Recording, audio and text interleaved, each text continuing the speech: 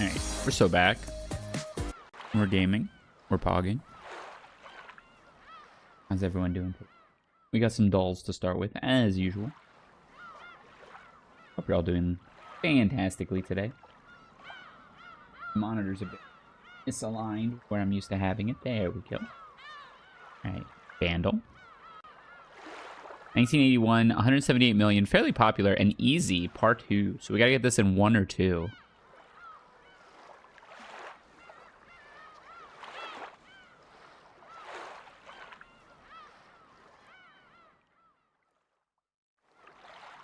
Very banging on a trash can-esque.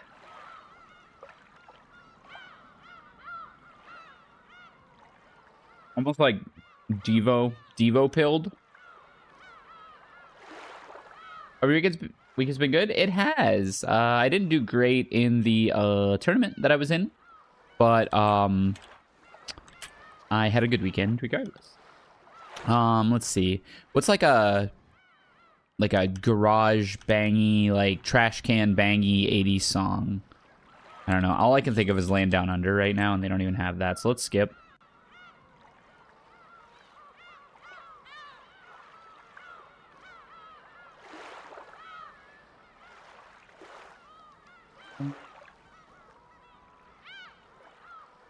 What the heck is this?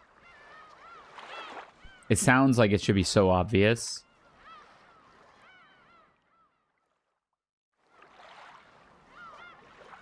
The clapping is like... give me one more. Oh, Betty Davis Eyes. Damn, I could have got that in 2. I shouldn't have been impatient. Banger, by the way. Yeah. People got this in par too. I mean, it's not like super surprising, but I feel like for the average Vandal audience, that's pretty fast. All right, I added a bunch of dolls. As you can see, we have like a crap ton of tabs up here. I'm gonna maybe skip some of these, maybe go for them. This is Food Guesser. You have to guess where the food is from. Reveals after 2 guesses. Churrasco beef or lomito pork, bread, green beans, tomatoes, avocado, mayonnaise, chili pepper, salt, garlic, lettuce. Make this dish thinly sliced beef. So this is almost like I would think like maybe Puerto Rico, maybe like Colombia. This kind of screams Colombia.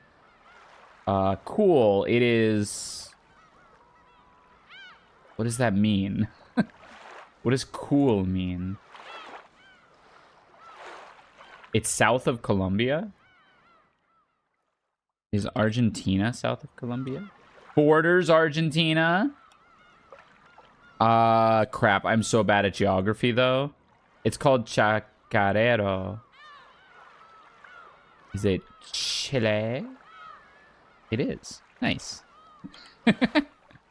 Looks quite good, honestly. I would crush this. Chilean food? Hell yeah. Oh, there's 3 rounds. What the hell is this? This looks like microwave pizza. No disrespect. No disrespect. This looks like Red Baron pizza. French bread, garlic butter, ham, provolone, paprika. To make this dish, start by splitting a French bread loaf and spreading each half with garlic butter. Okay, so this is French bread pizza. Is French bread pizza from France? Cold, way cold. And it's northwest of France. Is this Canada? Borders Canada? Oh, you don't say. This Gerber sandwich, this sad-ass sandwich does come from USA, doesn't it?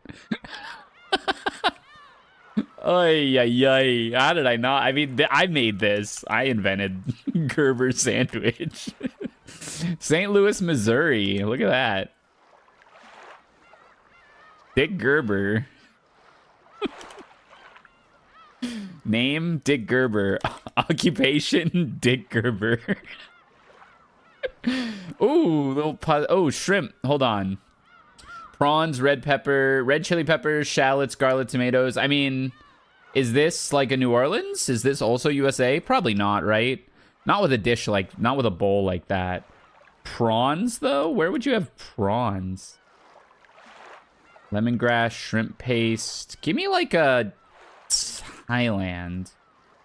Cool. Southeast of Thailand.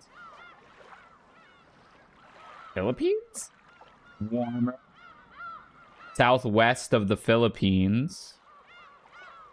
Oh gosh, this is where I know nothing. This does look quite good.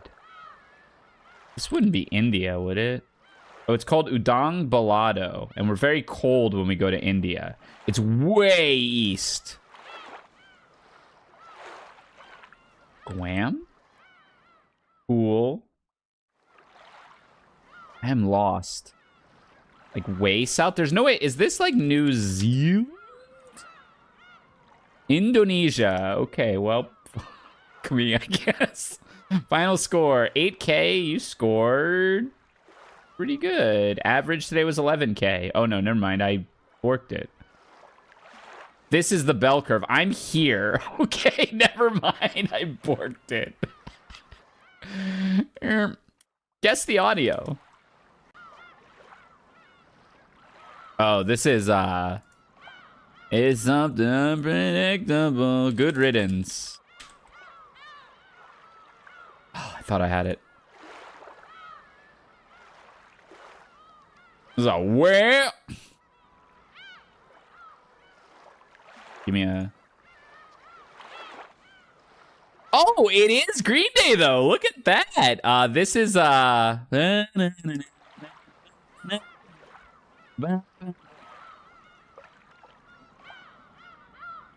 this called? Longview, right? Nope. Shit.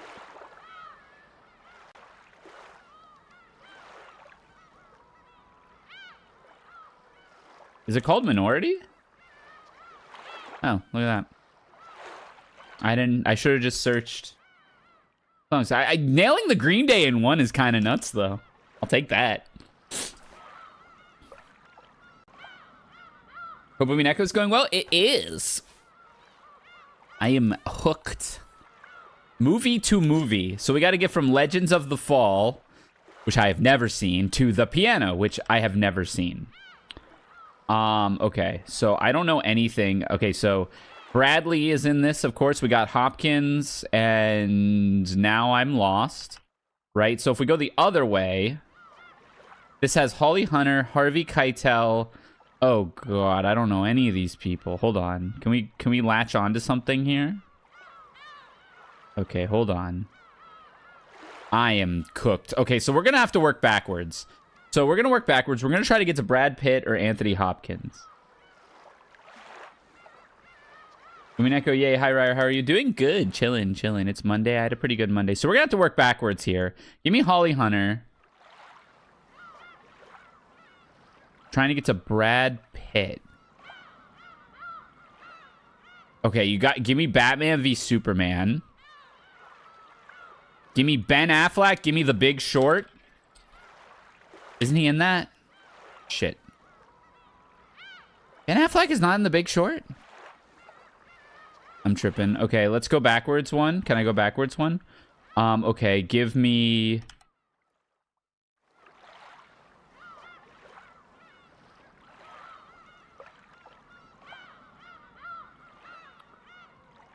give me...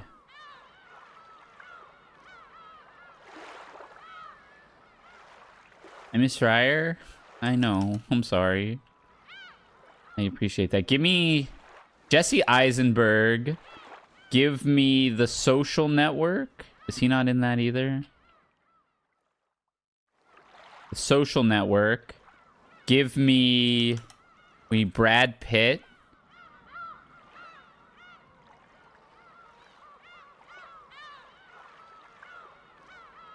How do I get to Brad Pitt? I want to try to solve the Epitaph Killer or whatever. Where should I pause watching your video? You can watch all of it because I still have not solved it.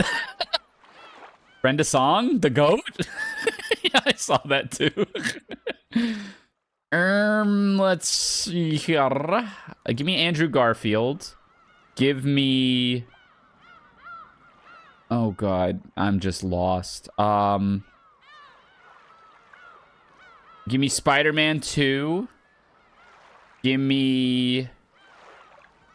Dude, how do we get to Brad Pitt? Brad Pitt. If I can get to Tarantino, if I can get to Leo, I can get to Once Upon a Time in Hollywood. DiCaprio. How can we get to DiCaprio? You should stop it often to attempt to solve, even if you do not get it. Yes, that's true, actually. And they probably have revealed a little... Well, they've obviously revealed a little bit of it. All right, hold on. We got to get to Tarantino. So wait, maybe we go backwards a little bit. Let's go here. And let's go... Okay, yeah, hold on. Let's go Ben Affleck. Was he in any of the Justice League... Obviously, but like, okay, so give me one. Would Harley Quinn have been in any of these? Oh, wait, he was in the Flash movie, right? And in the Flash movie, wait, no. In the Flash movie, we had all the Batmen, right? So if I can go, I just gotta get to Leo DiCaprio. Michael Keaton is in Morbius with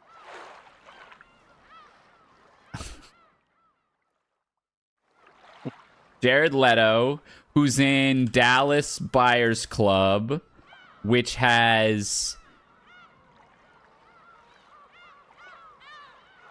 This is harder than it seems. Which has Matthew McConaughey, right? And he's in Interstellar. Which is Christopher Nolan. Well, whatever. We can go Michael Caine to Inception to Leo to Once Upon a Time in Hollywood to Brad Pitt to Legends of the Fall. Okay, shortest possible was 2. We took 8. My theory is that the other battler killed the older sister, and that was the sin from 6 years ago. Killed the older sister. I'll be curious. The piano. So what was the shortest? Brad Pitt, Thelma and Louise, Harvey Keitel, whatever. Go away. Guess the book. They knew that when the rains came, it was a sign. When the rains departed, it was a sign. When the winds rose, it was a sign. When the winds fell, it was a sign. When the land, there was born at midnight a full moon, a goat with 3 heads. That was a sign. When the land, there were born at some time in the afternoon, perfectly normal cat or pig with no birth complications, or even a child with a retroused nose, that would too often be taken as a sign. So there was no doubt that the new star in the sky was a sign of a particularly spectacular order. Your movie knowledge is incredible? Oh, geez. I don't know about that. Goda goes nuts and kills everyone. I would have used Andrew Garfield to get to Brad Pitt. Was Andrew Garfield in Inglourious Basterds?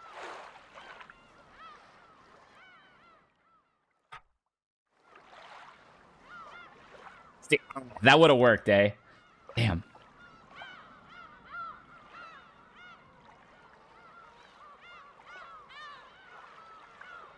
I should have checked. What is this book? I have no idea. I don't know why I'm even trying to guess the book. And suddenly he tripped again and was hurled forward by his considerable momentum. But just in that moment he was about to hit the ground, astonishingly already saw laying directly in front of him a small navy blue holdall. They knew that he lost the baggage retrieval system at Athens airport some 10 years in his personal time scale previously. What he was doing, he was flying. He glanced around him in surprise. There could be no doubt that this is what he was doing. No part of him was touching the ground. Is this some Superman book? He hadn't reckoned with the attendant personality disorders, which the coldness, the darkness, the dampness, the crampedness, and the loneliness, nothing to do with it. Not happy apart from anything else. The mere coordination of an entire planet's military strategy was taking up only a tiny part of his formidable... This Ender's Game? This is a slew of clicks was speeded up to lose the definition of each individual click, gradually take on the quality of a sustained and rising tone. So seriously, the individual pressure here took on a quality of sustained emotion and yet not an emotion. It was an emotion, it was a totally emotionless one. It was hatred, implacable hatred. It was cold. Not like this. Spider-Man, Toby, Babylon, Brad Pitt. Whoa. That's powerful. I don't remember Babylon. Is this The Social Network? Nope. Skip me. The Cathedral of Chalzum repeated Slarted Bartafast. What the heck? It was during the course of my research in the campaign for real time. Oh, is this Hitchhiker? Oh. A hapless human and his alien companion continue their journey through space, encountering bizarre civilization and outlandish scenarios. As they grapple with the absurdity of existence, Is this not Hitchhiker's Guide? Arthur Dent. This is... Oh, what's the other one? There's a couple of them, right? I don't know. And another thing. It was Life, the Universe, and Everything. Okay, same saga, same saga. Ah, yeah, it's DLE time. Oh, yeah, it's Dole time. Hey, Suzu, thank you for the resub. 50 big months of support. Welcome back to the tournament staff. All right, we got the anti-wordle. You have to dodge the word in as many as you can. So I'm going to go zebra. So the E is there, so you have to put the E there, and there's an R elsewhere in the word. So I just need to use letters that isn't nests. Needs to include an R. Oh, you have to include the R, but put it elsewhere. No, I can just put it there again, right? L-E-A. Oh, I can't use A. I'm locked. Hold on. So how do you do this? Y-E. N-E-V-E-R. Well, no, you don't want to move the R, though. Ah! Okay, so now it's Peter.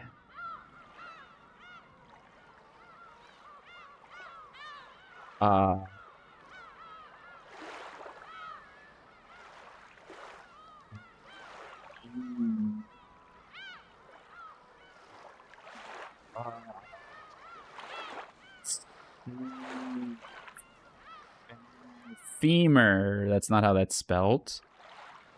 It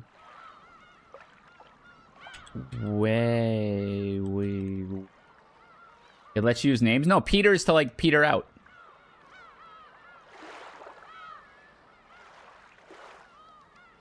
Peter.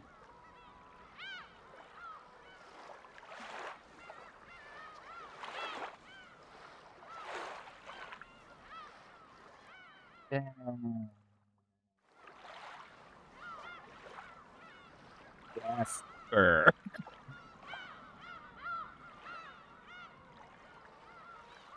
This game kind of sucks, actually, if I'm being honest. Because now I just can't think of words. Cedar? No, it's already used. Lemur? Not in dictionary. Legger. That's a word, apparently. Or boat skip? Boat skip. RTV? RTV?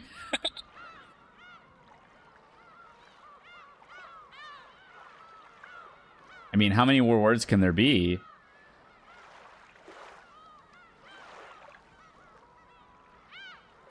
Refer?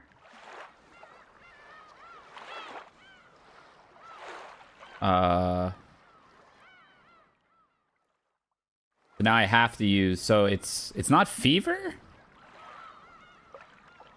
Fewer. Okay, you lasted 7 guesses, a personal best. Okay, I'm probably never coming back. Semantle. I'm gonna try this like for 2 seconds, but I'm very bad at this. Do I play Sudoku? I love Sudoku, yeah. Algae. We're very far, so I need a word that's very far from algae. Sun. Also cold. But it's still closer than algae. How about island? Okay, that's also very cold. How about conscious? Okay, that's way closer, but still cold. How about idea?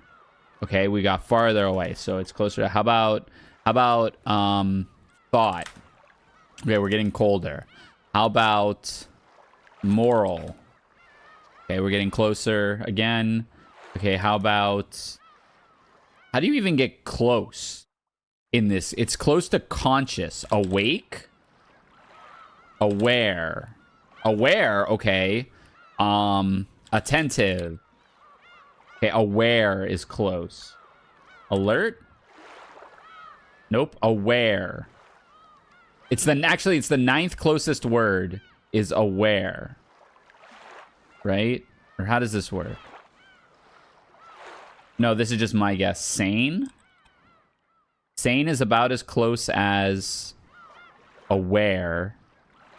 Sane, aware, or no, it's not. Aware. Cognizant. Word not found. No crap. Cognizant. Word not found. Hint me. Regardless is closer than aware. Anyway? Oops. Thereafter. How about anyway? That's also close. Thereafter. Regardless. This game sucks. Obviously. Actually. Electrically. Again. Fully. Yeah, I'm never playing this shit again. Okay, connections. Cactus, bottle, mushroom, cheese, pineapple, mushroom, pineapple, supreme, cheese, types of pizza. Oh, not even one off? Okay, premier, principal, chief, and supreme. Top in class. Foremost. Okay. Graduate degree. Corn. Salary. Pap. Cheese. Corn cheese. Pineapple. Mushroom. No shot. Cactus. Mace. Things that are spiked. Hedgehog. Pineapple. Things with spikes. Spiky things. Okay. Mushroom. Corn. Mush and mushroom cannot possibly be in the same one. Mush, pap. What? Shredded. Graduate, cheese, salary, mush, bottle. Oh, things with caps. Bottle, mushroom, graduate, salary. Yes. Corn, pap, cheese, mush. I don't know. Smears? Overly sentimental work. Never heard of it. The blue always never makes any sense to me. Okay, we got it, though. Spelling bee? Oh, no, I don't like this game. Wordle. Oh, yeah, you know, I get it, but, like, Pap? Yeah, I've never heard of that. Shark.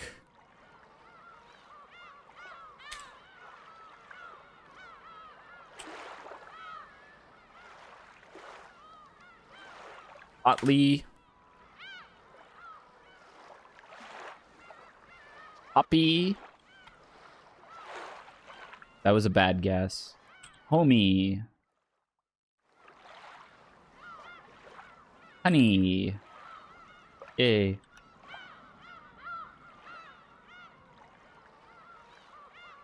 Mini crossword. This across. 1. This across. 4. Subway costs. Tolls. Probably fares. Sound from a goose or a ram. Honk. Blank sauce, condiment, banknotes, that's euros. Yep, this was, fares. Soy sauce. Holy! I cooked it!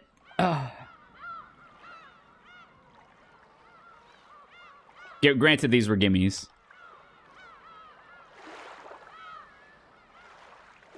Nerdle. 12 plus 45 equals 57. Okay, the equals is there. A plus is somewhere? Wait, a plus is somewhere. But it's still a 2-digit answer?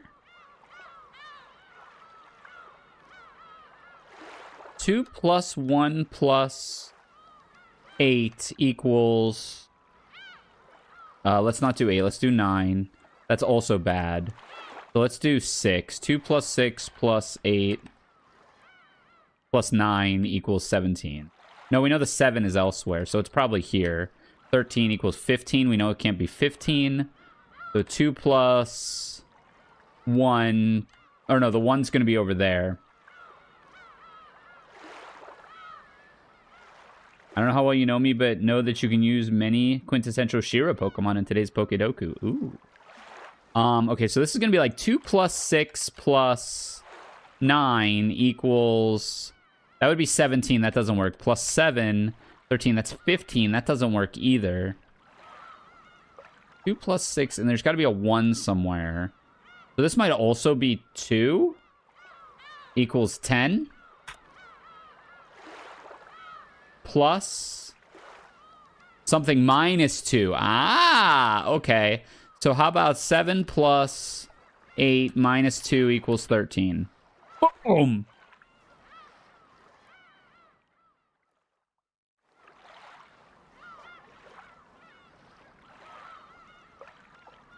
Math. Box office game. December 7th, 2002. New Line with Elijah Wood.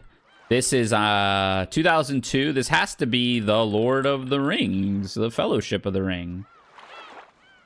We were already at the Two Towers? Wow. I remember the GameCube game for this. It was so sick. It was like a co-op beat 'em up. The GameCube game for this was so sick. DreamWorks, SKG. Just give me a Shrek 2 already. Ah, that would have been sick if it hit. Leonardo DiCaprio, DreamWorks?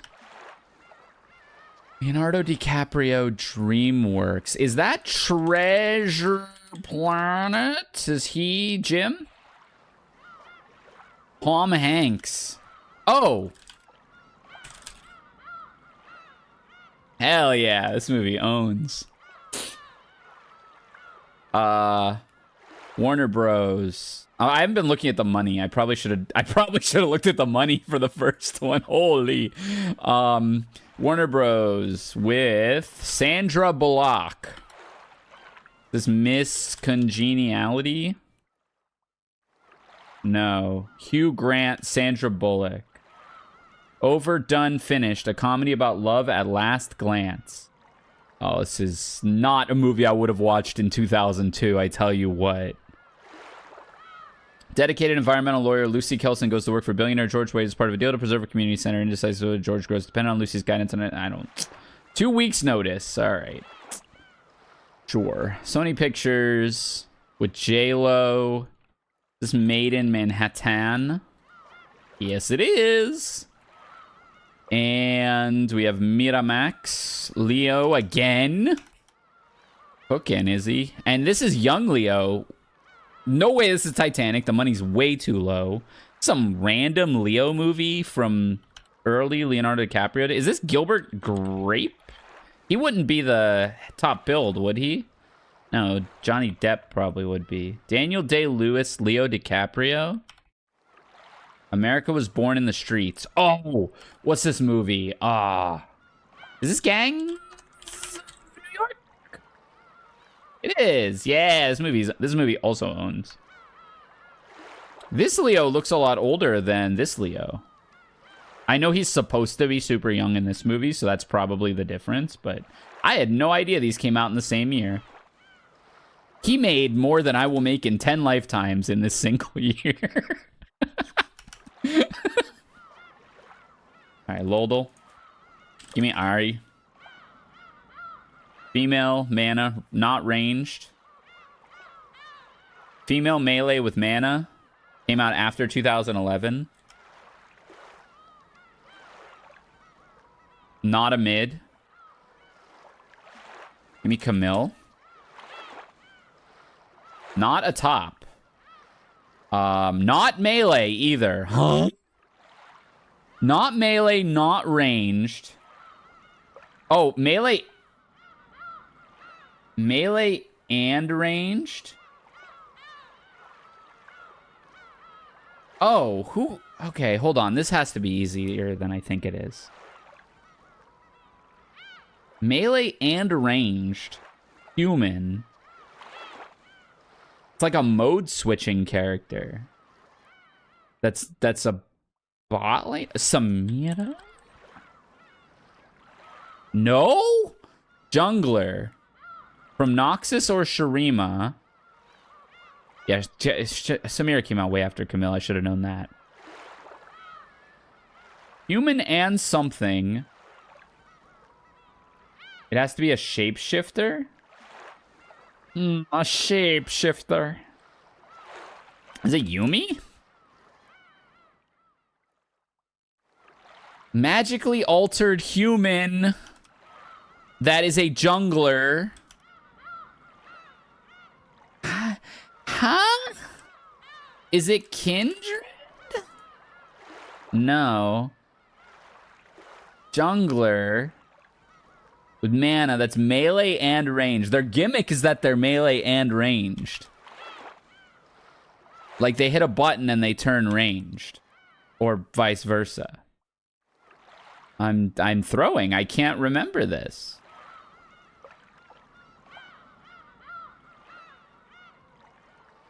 Freaking Nidalee? Come on. No, it's not. It's not.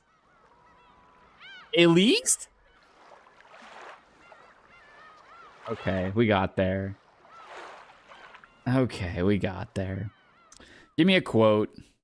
Bearded lady, Naga Kaboros, names don't matter, action does. Braum? I could not. Ilawi. Yeah, oh, we got there!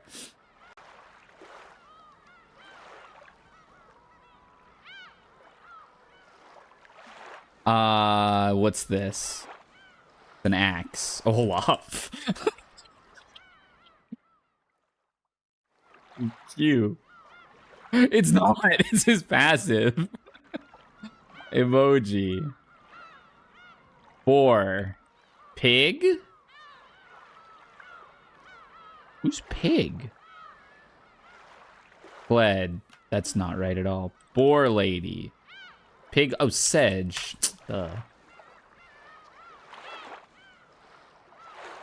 Flash art. I have no idea. Riven. This Ari. This Quinn. This Camille.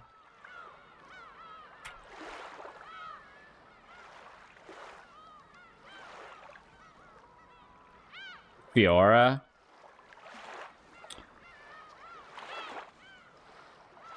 I'm sure it's Project Fiora. I guess Fiora. Alright, Pokedoku from this dude. Monotype normal. Kangaskhan. Dual type normal. How about normal? I don't want to go the Pidgeys again, man. Normal. Normal. Okay, final evolution monotype. Give me... Final evolution monotype. Machamp. Big. Evolved by item monotype. Flareon. Oh, I actually got a lot. Dual type evolved by item.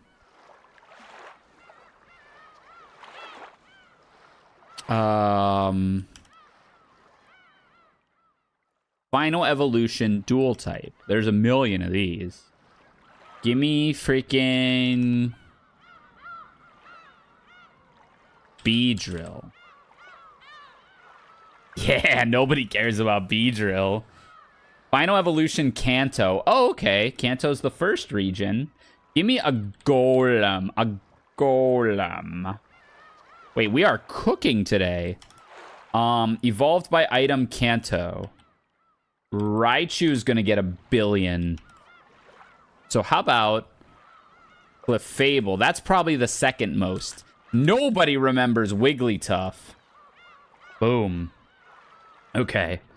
Normal Kanto.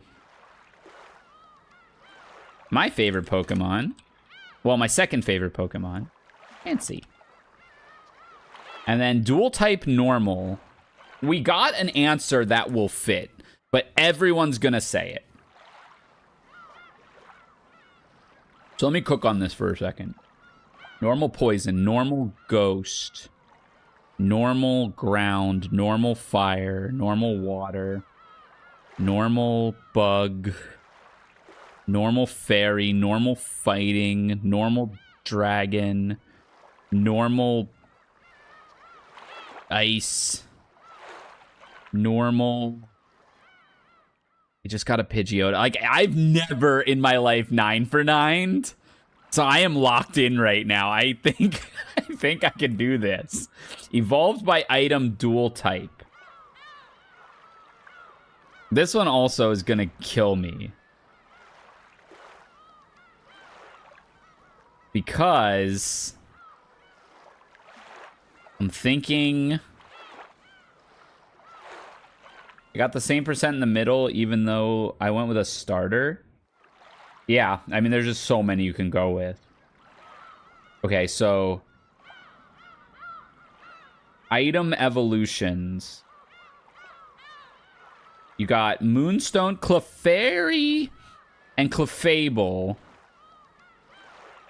Oh boy, they are evolved with a Moonstone, but I don't know if they are normal fairy or just fairy. And I'm going to think on that for a second. Evolved by item. All right, let's get this one out of the way. And I bet if I go Pidgey, not many people said that. Yes, okay. One more for a 9 for 9. Evolved by item, dual type. So, what is evolved by item? Raichu. Ice Stone. Does that even exist? Thunderstone, Firestone, Waterstone. Who evolves with a Waterstone?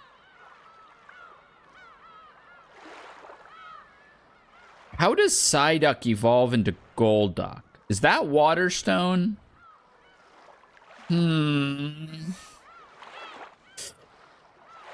Okay, thinking. Hold on. Let's move a little farther forward. Item evolution. You got Raichu. You got...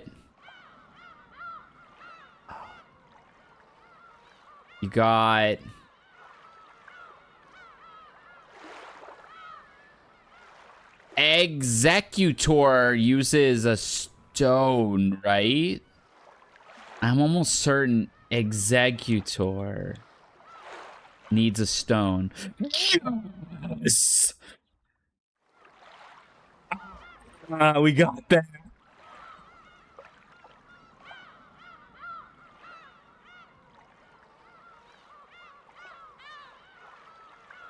And I kind of cooked on this one. So this person's picks. Nidoqueen is a good one. Cloyster also does evolve by a stone. I don't know what type he is, though. I think we got some other options here. Victory Bell, I think, works.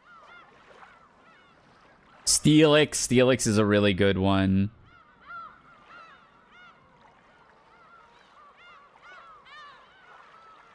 Oh, Gengar evolves with an item? I thought he evolved with a trade. Maybe they changed that later because they knew people don't have friends like that. Most common, least common. Damn, you could really go least common here. Okay, Meowth G-Max. They even count. Golem is also evolved by an item. I thought he was another one trade. I guess, is this counting like trade as well? Or did they do it? They must have done away with the trade. Guess the game. This looks like Sly Fox, Spy Fox in dry cereal. This looks like Pajama Sam 3.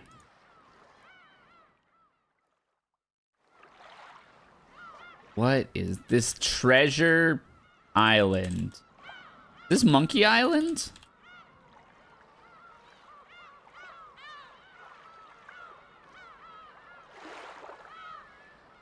'91 Treasure Island. Trolls on Treasure Island. I've actually played Trolls on Treasure Island. Oh wait, this is franchise. It is a Monkey Island game. Dang it. My college roommate, his best friend, or his childhood best friend, was the nephew of this guy, the studio guy. Who made Monkey Island? Tim Schafer. My college roommate's best friend's uncle, unironically, was Tim Schafer. I never got to meet him or anything, but... All right, NFL. Let's just int these, because, you know, we're already pretty in deep. With a 20-year NFL career, punter Jeff Fiegels ended his career with this NFC. Bears. Yep. Totaling 21 wins and 2.9 earned run average, Esteban Loaiza finished second in 2003 Cy Young voting while pitching for this American League Central team. Central, Kansas City. NHL. This 25-year-old Sharks player led the NHL. Rob Robertson. Okay. Clover Valley is a brand of snack products associated with what chain of discount stores? Clover Valley? Dollar Tree? Nope. This is Meatloaf? No, this is Tarantino. That's kind of funny.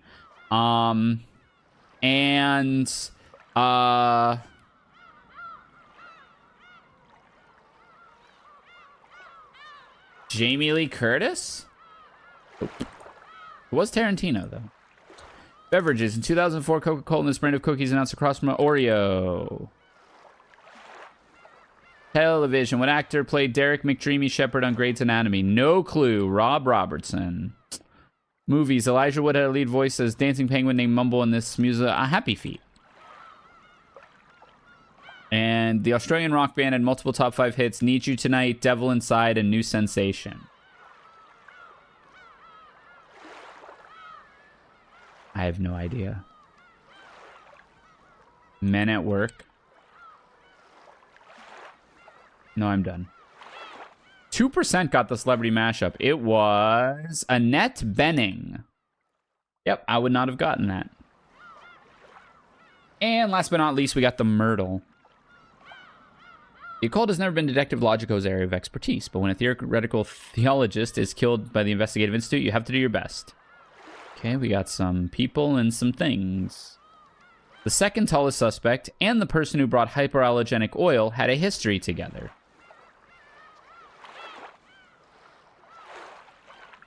The second tallest is Major Red. The Major Red did not bring the hypoallergenic oil.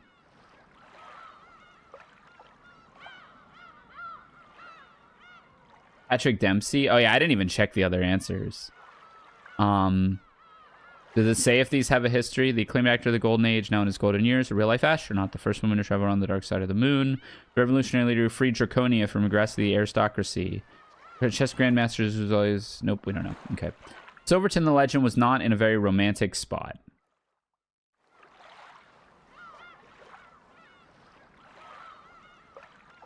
Okay, the observatory is romantic. So Silverton the Legend was not in the observatory. The great A great piece of mantelpiece decor was found beside a tiny windmill. Is this the mantelpiece? Yep. Was found beside a tiny windmill. So the dagger is at the mini golf course.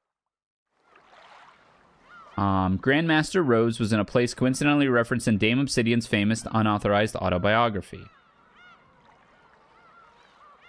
Hedge maze. Okay, so Grandmaster Rose is in the hedge maze.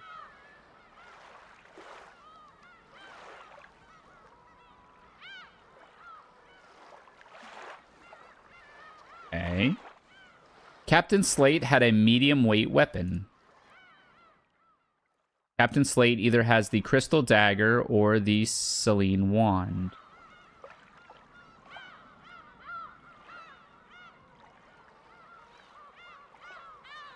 Okay. And the Selene wand was right-handed only.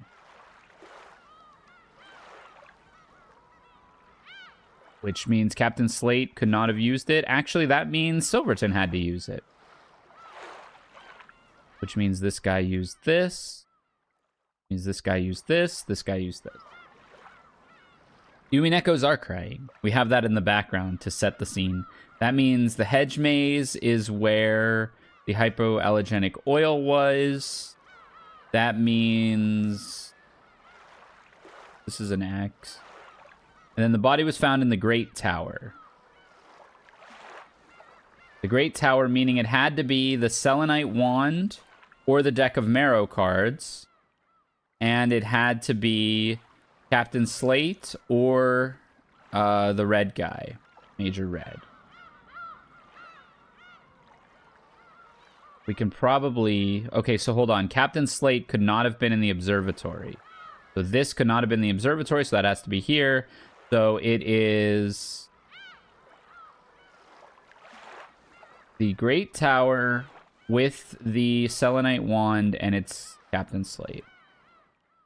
He's Captain Slate. Nope, Silverton the Legend.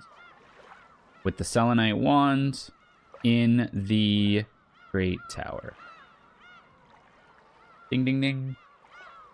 Easy. Marrow. Today's Myrtle solution consisted of Silverton the Legend, a right-handed Leo, which suggests you not being forgotten, and a Selenite wand, which corresponds to doing what you want. This will lead ultimately to the Great Tower, generally signifying conquering obstacles. If this is what you desire, then you must seek out a Selenite wand metaphorically today. Doing what I want to conquer obstacles? This is telling me to bring the Allen deck to regional.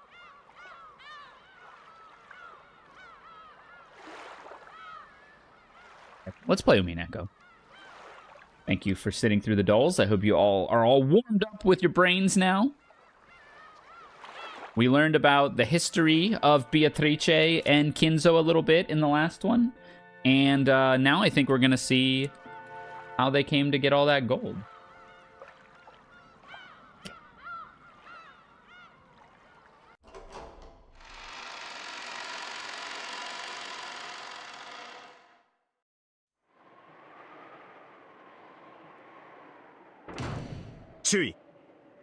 Tenny Yamamoto. The Italians don't want us to tell the mainland about this gold. So they don't want our country to snatch it away from them. What did he say? He's saying your group probably doesn't want to report it because you fear that Japan will steal it away from you. Lieutenant Angelo is actually more afraid of Italy itself finding out. To us, our homeland's current government is a mere puppet set up by the Allied forces. If they find out, the gold will be returned to them. However, that would be the same as handing the gold over to our enemies. They'd come all this way to make sure that the gold didn't fall into enemies' hands. They need to hide it from the puppet government until their homeland could be truly restored. Ushiromiya, make a proposal to the Italians. Tell them that we wish to offer our assistance. What sort of assistance? Let's see if I've got this straight. They want that gold kept secret, so their homeland doesn't find out about it? But they'll need to find at least a transport ship if they plan on carrying it off this island. If they try that, though, the mainland will hear about it, which means the Italian government will too. That's right. In other words, there's no longer any way to take this gold off of Rokkenjima. Their mission must have been to hide the gold in absolute secrecy until the day of their homeland's restoration. Later on, Several plausible rumors would circulate about how Nazi Germany had moved much of its secret wealth to certain hidden areas in South America just prior to its collapse. It was a very natural conclusion to reach. That submarine was their only method of transporting the gold in secrecy, and it's become completely useless. They can't fully stop the water from seeping in, and it'll probably sink completely before much longer. There's no longer any way for them to transport the gold in secrecy. In other words, their mission had ended in failure here in the Far East. So, just how is Lieutenant Yamamoto proposing that we assist them? He's about to kill him. The Rokkenjima base is top secret, and no one knows about it. The islanders in the surrounding area think this island's ill-omened and deserted, so they never come near it. Catch my drift, Ushiromiya? What did he say? As we told you earlier, no one knows about this base, and as you can see, it's of no use strategically, so the higher-ups have already forgotten about it. It sounds like Lieutenant Yamamoto suggesting that you hide the gold on this island. Beatrice quickly translated and told Lieutenant Angelo. He began discussing something rapidly with his subordinates. They didn't look happy. Japan may have been their ally, but they probably didn't want to leave the gold for reconstructing their motherland in Asian hands. Still, it was hard to imagine any other option for them. It's a fierce debate. Some say that there's no other option, while others think we should remain loyal to our homeland no matter the cost. Lieutenant Angelo is stuck between a rock and a hard place. Final order given to them by their fallen homeland was to hide the gold. However, by now, there was no way for that order to be carried out successfully. If the mainland or their own homeland found out, the gold would probably be confiscated by the wrong people from their point of view.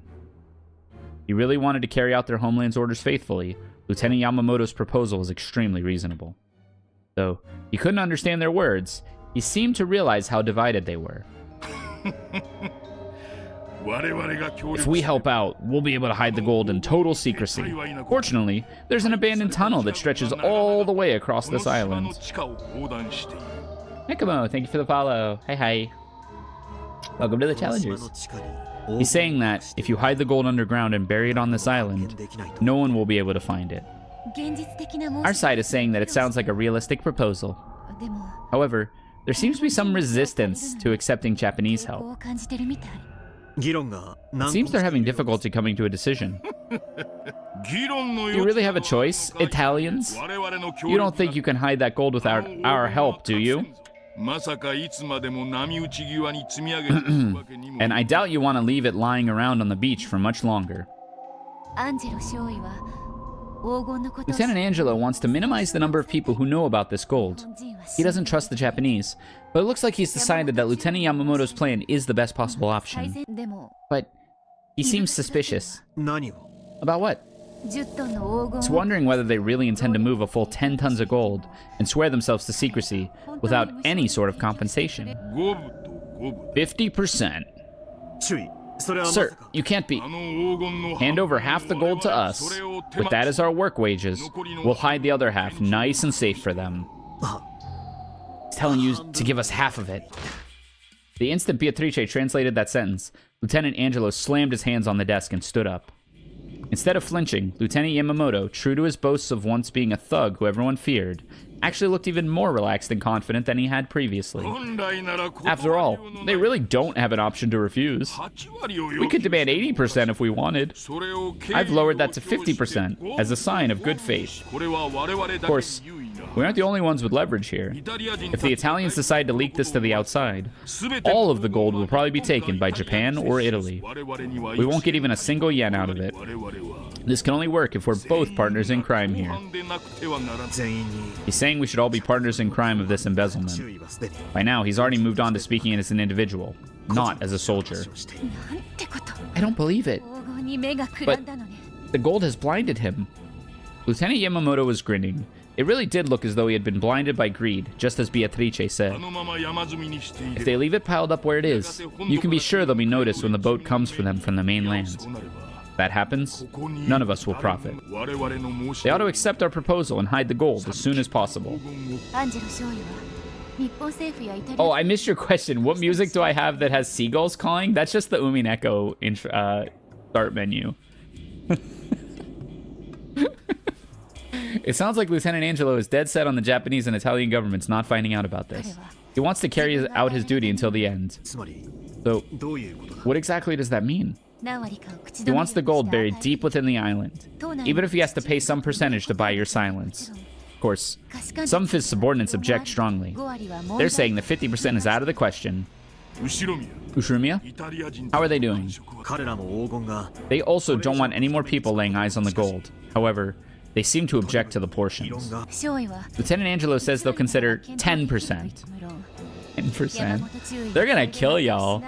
Though he's also saying that he's fairly sure Lieutenant Yamamoto won't accept that. Rumiya? What's the Italians' answer? They say they'll consider 10%. This time it was Lieutenant Yamamoto who slammed down on the desk. But the Italians didn't flinch either, and an incredible tension filled the small room. However, despite his violent outburst a second ago, Lieutenant Yamamoto's expression still looked smug and in control.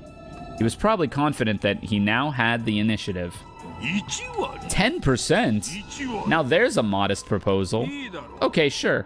I'll give up 10%. We'll split it 40-60. Tell them I won't go any lower than that.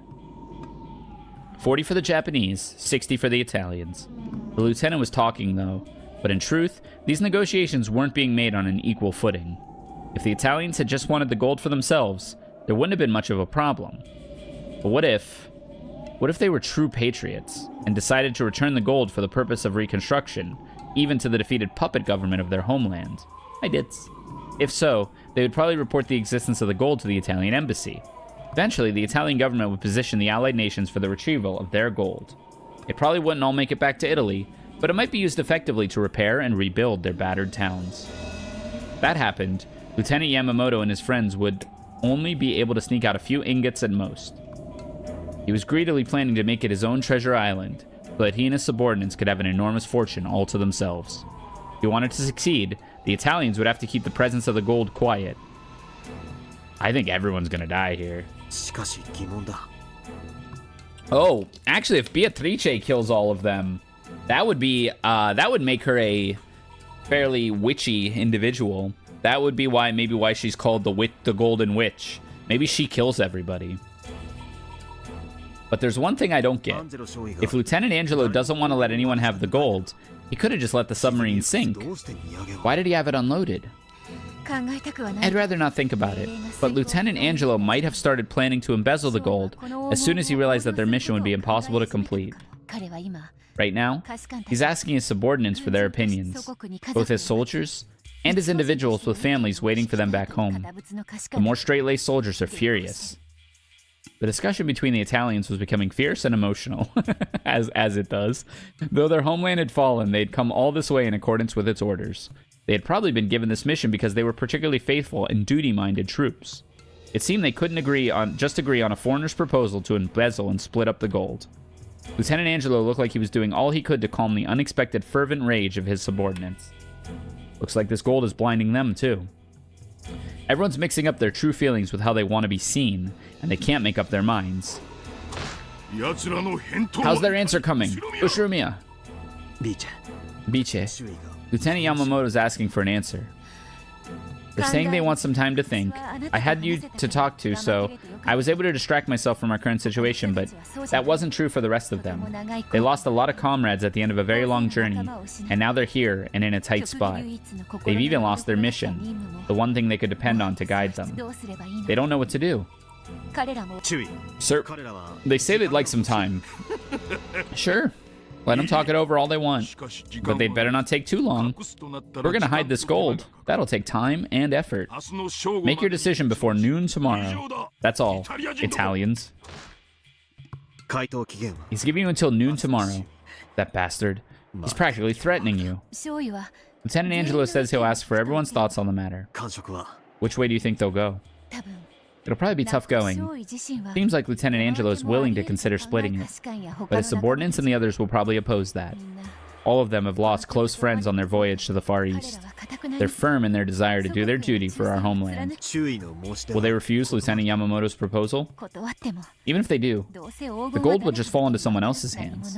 Nothing is going to be left anyways. Lieutenant Angelo suggests that they each sneak at least one ingot back with them. And some of the others seem to agree, but men always get carried away at times like this. Even I can't guess what they'll do.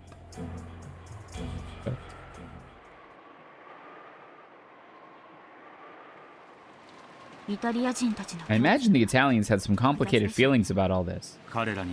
In their eyes, the Italy that surrendered was probably little better than an enemy country. Letting the gold go back there would make their entire voyage meaningless.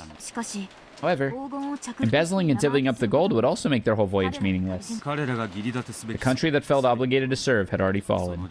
That alone destroyed the significance of their journey. Not a happy story for them. If it's bound to be meaningless anyways, wouldn't keeping hold of even just a few ingots be better than nothing? Sure, if you want to calculate straight up profit and loss. But men aren't like that. The Italians were gathered in a cramped room, arguing fiercely. I don't like it.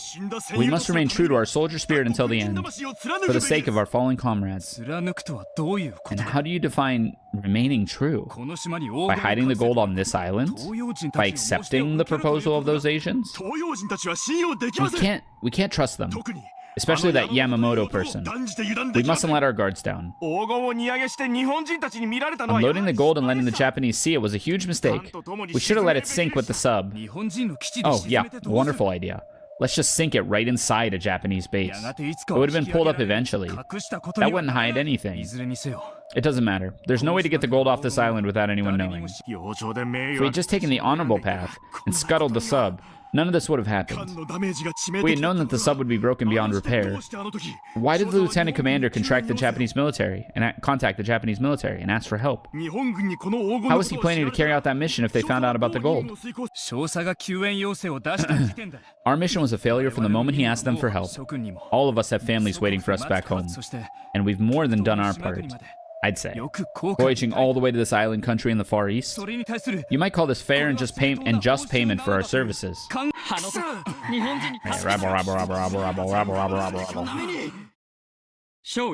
Lieutenant Angelo, if the Japanese prove to be less than amicable, we need to be prepared to take extreme measures. What do you mean by extreme measures, Corporal? Someone gulped. A stiff tension hung over the room. The Japanese here are pushovers. They're all cowards with no battle experience. And we're the elite. We know the layout of almost the entire base, along with the number of Japanese troops and how they're arranged. If Lieutenant Angelo gives the order, we should be able to subdue them quickly. Only a few of them, Yamamoto included, look like fighters. The rest are just laborers attached to the military. It may look like they have the advantage of numbers, but we have the greater military force. If we kill the Japanese, what exactly are we going to say when the boat comes to pick us up? You really think that'll work? There should be plenty of ways to work it, as long as the corpses aren't found. Lieutenant Angelo. It'll be easy to subdue the base. If we kill Yamamoto and the few strong fighters, the laborers will probably surrender easily. Let's have them carry the gold and bury it. Of course, we'll have to silence them afterwards. Are you suggesting we massacre all of them?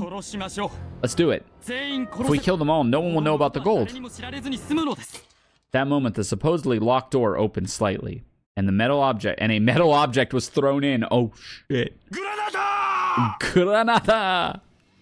As the yell rang out, the table was kicked over to be used as a shield, and they all dropped to the floor. However, in this cramped room, it probably wouldn't do them any good. The Italians were all prepared for death. It's a dud. It's a dud. Fortunately, the shoddy grenade was a dud. The door was slammed open, and 3 Japanese soldiers wielding pistols jumped in. Damn it, it's a dud. Kill the Italians. Return fire. Fire at will. Oh yeah, they're all going after it. In this small room, no matter who shot where, it was bound to hit someone. The exchange of bullets instantly caused a rain of blood, with casualties on both sides. The 3 who jumped in were covered with bullet holes and fell over, moaning and thrashing.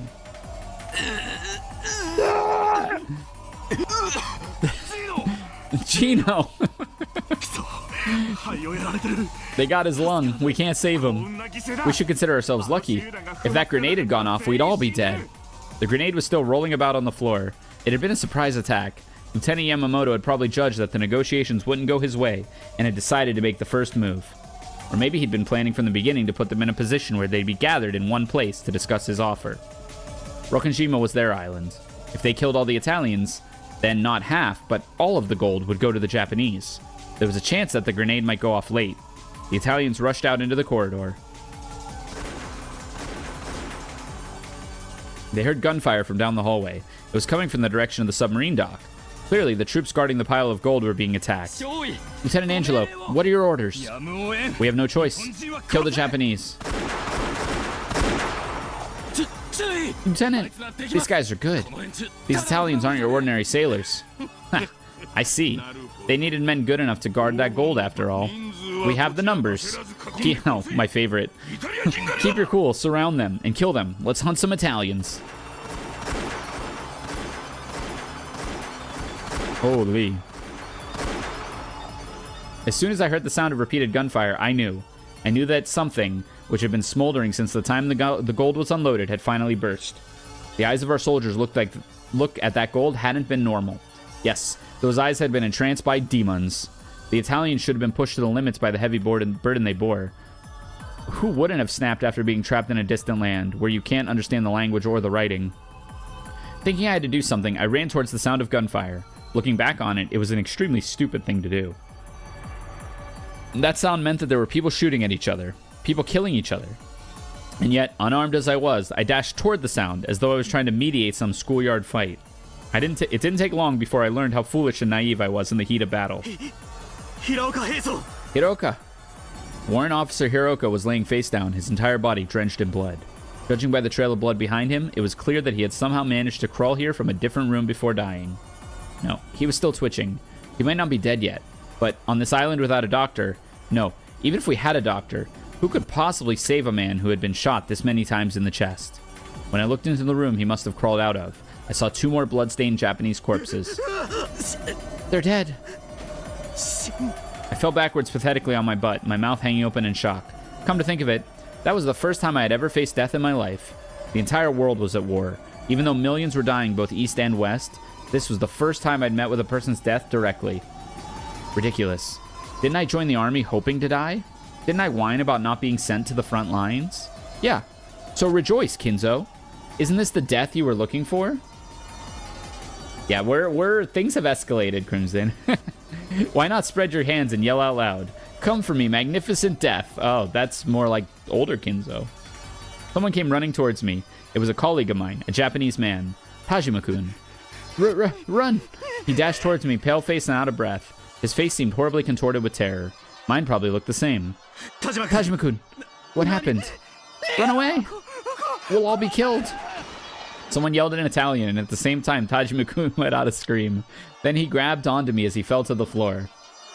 A red stain was spreading across his back before my eyes. Tajima. Run. As he spat bubbles of blood, he said one word and then died. But the shock of seeing someone die right in front of me did not freeze my heart. At a fundamental level, all living things are unconcerned with the deaths of others. The one thing that matters is whether they themselves die or not. It was the barrel of a gun the Italian soldier was pointing that froze my heart. Tajima-kun's back burst once more as he leaned against me. Flesh tore, blood spattered. The warm splash of it covered my face. Was the Italian still trying to finish him off, even though he had stopped moving for good? How foolish I've been. Can I still not understand the scene in front of me? Rejoice, Kinzo. Now you'll finally get what you've wanted all this time. The Italian hadn't fired to finish off Tajima-kun. He had been aiming at the man Tajima-kun had fallen on. Me, Ushiromiya Kinzo. Ugh. I pushed his corpse aside, scrabbled across the floor, and dashed away, tumbling over myself. My hands had pushed off against the floor hard enough to tear off the ring finger fingernail on my left hand. Ow? Dude. When faced with death, humans can truly resist with all they've got. I tumbled over and over as I ran, scraping up parts of my body. It was painful, hot, but that didn't matter at all. I heard the yelling in Italian come from behind me over and over again. It felt like they were running, chasing after me. I didn't want to look back, so I kept on running and running, as though the Italians were right behind me. This is death. Didn't you want to die? No, I don't want to die. Why? Why didn't I want to die so badly? Wait, why? Didn't I want to die so badly? But now I know. I know how wonderful it is to be alive. She taught me. Biche did. I can only be free when I talk with her. No. By talking with her, I finally came alive for the first time. I was born. I want to live. I want to live. I want to live. I want to live. I don't want to die. I want to live and see her right now. If I don't see her, I'll die. I'll be killed. Stay cool, Kinzo. She might be killed too. If you live and she dies, you might as well be dead. Before I know it, my face was covered in tears, snot, and saliva. When I stumbled into something and fell, I was finally able to come to my senses a little. I could still hear the intermittent gunfire. The gunfight was still going on, and it had spread throughout the entire base. Biche, are you okay? I'll find her and take her to a safe place. The lieutenant will probably kill all the Italians to steal the gold. Biche probably won't be an exception. Biche. I lived for the first time after meeting you. I was born. So if you die, I'll die again. I could feel every cell in my body being reborn. Not as Ushimiya Kinzo, but as a completely different Kinzo. Of course, I was terrified that I might really be shot if I went back. But I didn't want to die anymore. To truly die. So I was able to overcome my fear.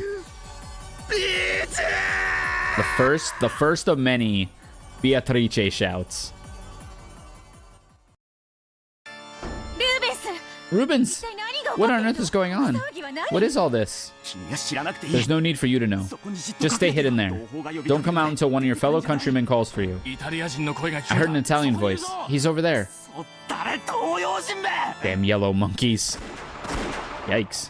Rubens stood with Beatrice behind his back and neatly shot the two men rushing at him with two 9mm bullets from his Beretta M1934. However, one of the 8mm bullets from their Type 94 semi-auto pistols went straight into Rubens' chest. That's written like a fan fiction of somebody who was like obsessed with guns. All three of the shooters were struck in the chest and fell down in a heap. No, Rubens! Go up to the surface. You have to hide in the forest. Ah. Rubens! My, aren't we chatty? The next person to appear was the commanding officer of the Japanese soldiers, Yamamoto. The blast of 3 guns had just sounded.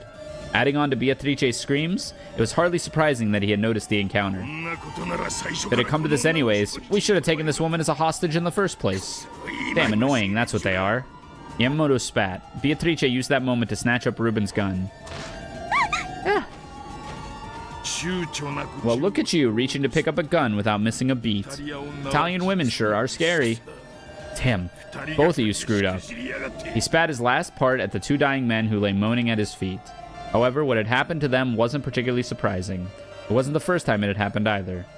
In this tiny, cramped tunnel, nearly everyone had met head-on. When both sides shot recklessly in such a situation, the result was 2 corpses. So, whoever sensed another person and pulled the trigger quickest won. That was the only way to survive this battle without a bullet in your chest. Because of this, both Japanese and Italians had killed each other without hesitation, and they sometimes even pulled the trigger on oncoming allies. In the midst of all this were several Japanese men who had stumbled into the fight, wondering what was going on. It didn't matter whether the other person was holding a gun or not. Everyone had reflexively pulled the trigger at the sight of anyone other than themselves trying to stay alive. The entire base had been wrapped up in this slaughter. There was a fierce gun battle taking place on the submarine dock, and the massacre resembling a hunt was taking place inside the base. Most of the non-combatants assigned to this base were killed before they knew what was going on. The Italians were indeed quite seasoned troops, but their numbers began to drop bit by bit. Bloodstained corpses were scattered everywhere. At first, it had probably been a proper gunfight. However, as their minds began to grow weary and numb, it evolved into the most basic cause of wars throughout humanity, the desire to kill all foreigners you don't understand. Whenever they heard words they didn't understand, they pulled the trigger. By that point, the screams of foreigners sounded no different from those of man-shaped beasts. After all, they couldn't understand pleading in another language, so it had long ago turned into a mere massacre. As the number of dead surpassed the number of living, silence began to return to the base. Just when it felt as though everyone had died, and you could hear the desolate sound of the wind blowing through the caves, there would be a sudden scream, a crisp sound of a gun, and you'd remember that the massacre wasn't over yet.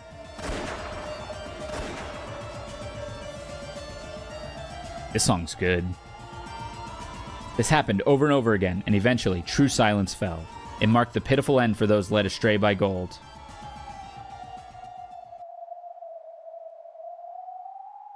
So, thinking back on the epitaph, I know we're like in the middle of all this, but thinking back to the epitaph, Kinzo claims that he was born again on this island, reborn. So behold the Sweetfish River running through my childhood, whatever. That has to be Rokkenjima. So if we go to the Atlas again, and the calling of my name or whatever, it will praise my glorious name. I wonder how much of that is... Like, I wonder if now that we know Beatrice's last name, if that has anything to do with it. Like...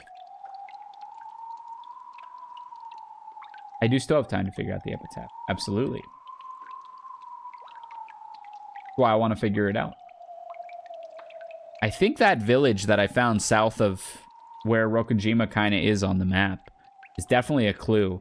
I just got to figure out where that 6-character word is and what to take it out of. And I wonder if you take it out of Beatrice's last name. What was it? Caglistrioni? Is she on here? Castiglione, that's it. Thank you. Castiglione. I wonder if that's like part of it. 1, 2, 3, 4, 5, 6, 7, 8, 9, 10. That's 11 characters, actually. Now, it has repeats in it. But Castiglione is 11 characters, which is one of the possibilities of the epitaph word that might... Castiglione. Does that mean something in Italian?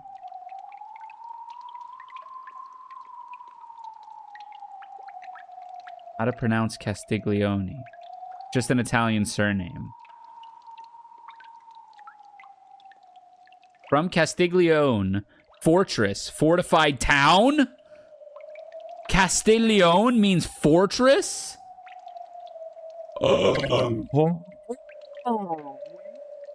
Yeah, we might be onto something. I'm not gonna do it right now. But let's talk. Let's take that one. Let's take that one offline. Let's take that one offline for a moment, because that is kind of sick and probably has something to do with something. So let's put a pin in that one. But Castiglione, not as it's written, but with like an E at the end, means fortress. Team Fortress 2? Hats? I mean, it's all coming together. Hi, Evan. How's it going? Theory crafting next stream? Oh, we'll probably do it at the end of this one, too. He encountered nothing but the corpses of friend and foe. All was quiet once more on the base. He was careless enough to call out he might be shot from the shadows somewhere. So he snuck about like a panther, breathing quietly and searching for remaining enemies. There was no sign or trace of any living person. Maybe all of the people in this base had died. Damn Japanese. The Japanese struck first, but it's so funny that because the visual novel wants to be readable, it's written in Japanese, so the Italian person saying damn Japanese says it in Japanese. It's actually quite funny. The Japanese struck first, but at that time we were also talking about killing them. They simply made the first move as military men, so perhaps we should be grateful for this day. Even if the boat had come to pick us up, there would have been no honor left for us. We would have been mere failures in our mission, unfit to face our dead comrades. Perhaps dying here in the Far East alongside my gun is a more fitting end for a soldier. I noticed the sound of shuffling feet coming from around the corner and strained to hear. Someone seriously wounded and dragging their feet? Noticing them before they notice me greatly helps my chances. At this stage, there's no point in taking prisoners. We must dispose of all of the Japanese. I'll dash around the corner quickly, check to see who they are, and shoot if it's a Japanese person. Nothing more. I've been hiding my footsteps the whole time. They probably don't know I'm here. Once the shuffling footsteps had come close enough, Angelo leaned around the corner and raised his gun. The voice that reached him spoke Italian. Run! You! Huh?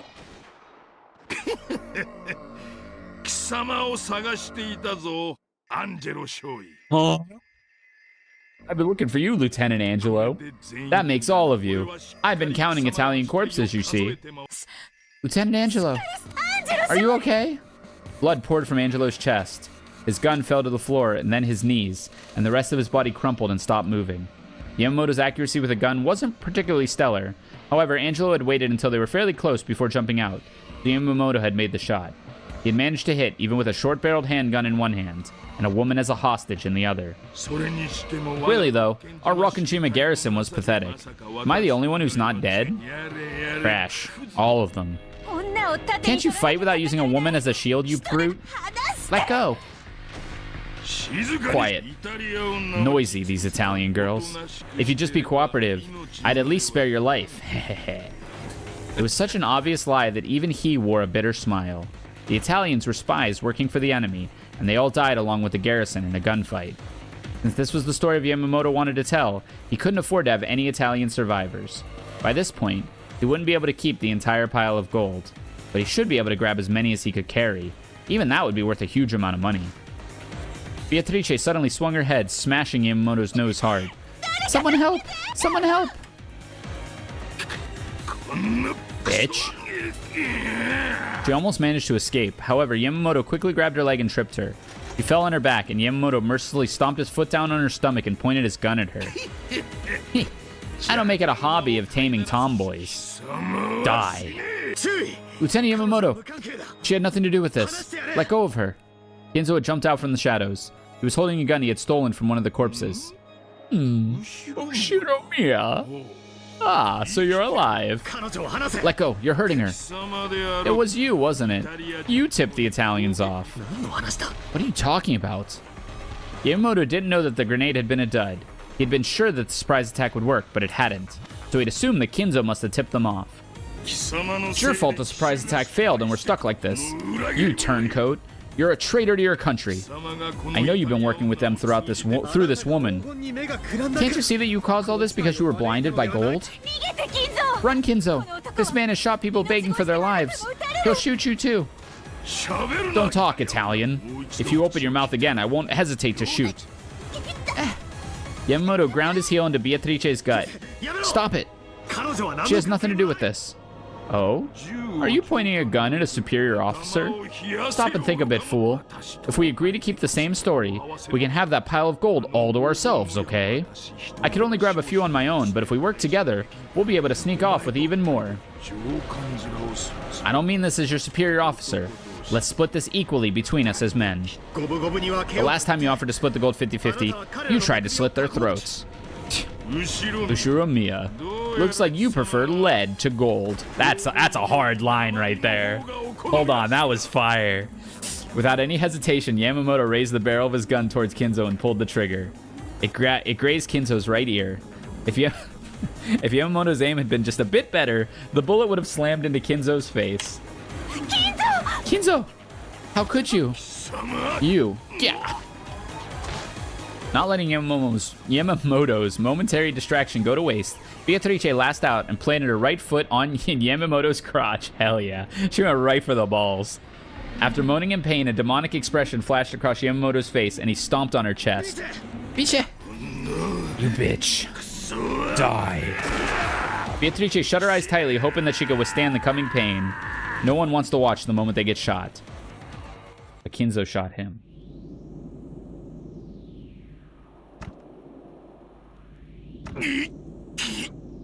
You. Drip, drip, drip. His blood splash poured out of Yamamoto's chest. Just as you took so many lives for your own personal reasons, I'll take your life. For mine. Could Yamamoto hear Kinzo's words until the end? In his last moments, he seemed to grin. Then slowly, he fell backwards with a spurt of blood.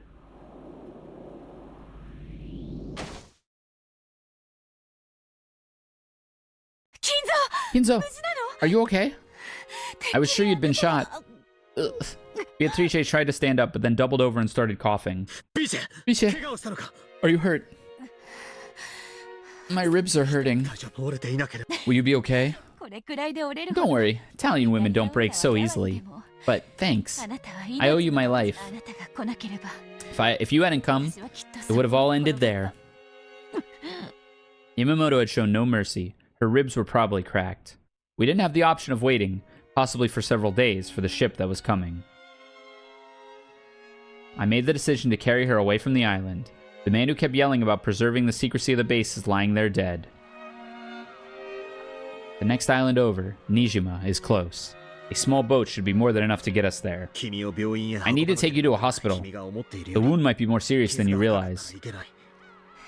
That's interesting. I never knew there was a hospital on this island. There isn't. A boat should get us to the next island over. We'll get you to a hospital. As for me, unless I cleverly cover up what's happened on this island, I might end up getting court-martialed just for being here. I have a request. Please, don't take me to a hospital. Why? If we go to a hospital and the embassy is contacted, I'll eventually be sent back to Italy. If that happens, I'll be interrogated about all kinds of things. I won't acknowledge the bastards who let Mama die. There's no homeland for me to return to now. This is the end for me. So, there's nowhere I want to go anymore. Lieutenant Angelo, Rubens, everyone who was so kind to me, they're all dead. And because of that, you want to die here too? Thought you said Italian women weren't weak. Live. Hey Kinzo, what does it mean to live? You're the one who taught me, aren't you? Living is more than just breathing. I don't want to go back to Italy. Iche. You said that you were dead until you met me, but it's the same for me. I died in that submarine. My homeland fell, Mama died, even Papa died.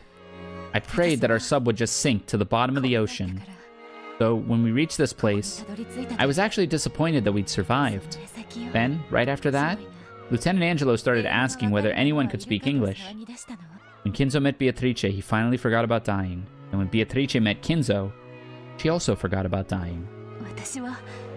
Now that I've lost my homeland, my family, and my friends, my only wish is for you to kidnap me and take me away with you. Iche. But I know that's a wish that couldn't possibly come true. So at the very least, I want to be with you until the boat comes for us. I don't care about the pain in my chest. After all, when the boat comes and takes me away, I'll die anyways. Beatrice spoke this, smiling softly. She did her best to hide the pain in her chest. Please, Kinzo.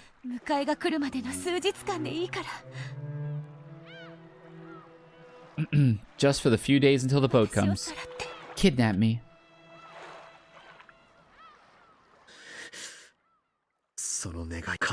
That's a wish I cannot grant.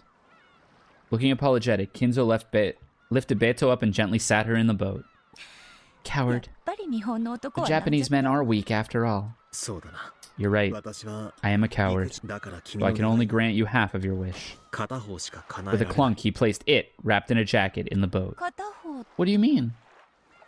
The part about until the boat comes for you. That's the part I can't grant. What do you mean? Kidnapping you. That part I will do. Kinzo. There had to be a doctor on Nijima. I'm wearing a Navy uniform. I should be able to pass myself off as a survivor of a boat carrying a VIP that was sunk by enemy ships. If the doctor happens to be of the greedy sort, all the better. After all, I have right here the golden magic to make people do what I say. Haha, that's awesome. A witch from it. I wonder if they... I bet they find Nanjo. I bet this is how he met Nanjo. A witch from a distant country took my lifeless body and gave me a soul. A woman came to me with the gold and revived me with her magic. You are a witch. The Golden Witch. Yes. The Golden Witch. Even though I use the same recipe as everyone else, only my alchemy can turn pasta into a smoking black heap. Just like you, I'm nothing but a corpse allowed to live just as long as you're with me. You go, I'll die straight away. I won't let you die. Really? No matter what. Take responsibility, okay? After all, you're the one kidnapping me. I know!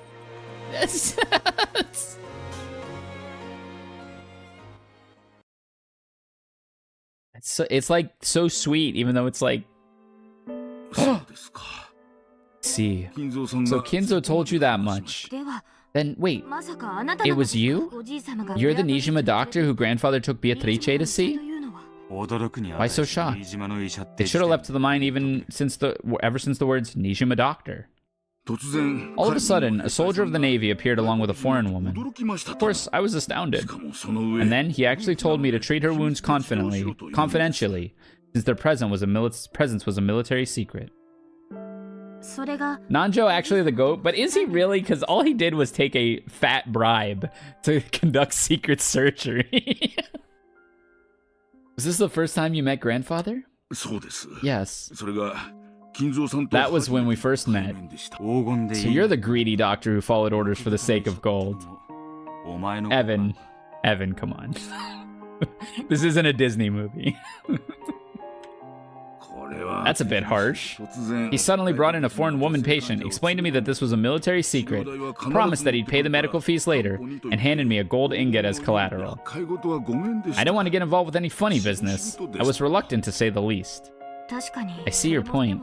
But in the end, you did conceal Beatrice, didn't you? I may not be as skilled as Kinzo, but I do have some familiarity with English. I managed to overhear part of their conversation, and it was enough to convince me that they were not troublesome people. Of course, if I were to say that the ingot didn't tempt me, that would be a lie. I was much younger then, you see. What happened to her next? I treated her for some time before a messenger from the Ushirumiya family came and said that she would be moved to Odawara. Odawara?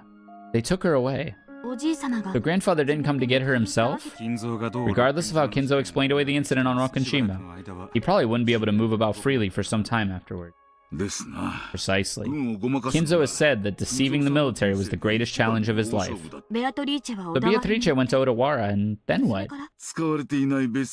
I've heard that she hid in one of their unused villas. After all, Kinzo already had a family at that time. It must have been tricky to manage. So, leading a double life was business as usual for Kinzo, even before Kuidori. Whoosh. What are you doing? Is your butt itching? And later on, Beatrice and grandfather continued their happy relationship in the villa from then on? I have heard that it was a modest, peaceful life. Several years later, they had a child. Ah, yes. The Kuidorian's Beatrice was born. The birth didn't go well. It was truly a sad tale. Wait, you don't mean she died? Don't be surprised. Kinzo believed his daughter was Beatrice reborn. Can't neglect the heart. It's possible to reason it out. You're right. Oh. So, the original Beatrice died in the childbirth, and Kinzo, being himself, said, "Oh, it was a reincarnation ceremony." You're right, my apologies. Maybe even in his grief he said that. I don't know how many years Kinzo spent with her in Odawara. However, judging by the Kinzo we grew to know afterwards, one can tell how deeply he loved her, even if they only had a few years together. I see. And then he made Kuidorian for his daughter. Kinzo cleverly made use of the submarine's gold to build up fortune in a flash. Then he made use of his considerable skills in English to make connections with the GHQ, becoming immensely wealthy in a short span of time. There's no need to explain this part to you, Leon. Yeah. He used that vast wealth, bought Rokkenjima, and built the mansion. The remaining relatives in Odawara scoffed at grandfather, thinking he was crazy to buy an entire deserted island. You could carry 10 tons of gold around in your pocket. Kinzo probably wouldn't have bought Rokkenjima. He hid the gold somewhere in Rokkenjima, built up a fortune with the ingots he'd taken out of it, and then bought up the whole treasure island. Exactly. And that started the legend of the Ushirumiya gold. What about the mark on the one-winged eagle that was supposedly pressed onto the ingots? The one-winged eagle, or more precisely, an eagle of which only one wing is visible. What do you mean? You see it often in Europe, do you not? A crest or coat of arms with an eagle spreading its wings on it? The flag of the Salo Republic also had an eagle. Or was it a hawk? At any rate, it had some bird of that type emblazoned on it. So the imprint was made too lightly, or else it was poorly done. Correct. They used a rough, wartime press. It was probably supposed to look like the crest of an eagle spreading its wings. It was pressed in a slight slant, so half of it was too light to see. So half of the eagle spreading its wings disappeared, making it look like a one-winged eagle? Kinzo thought that the seal on the gold of Beatrice, the woman who changed his fate, looked like a one-winged eagle. That must be why he decided to make that his own crest. If the imprint had been made correctly, it would have been the eagle of the Salo Republic's flag.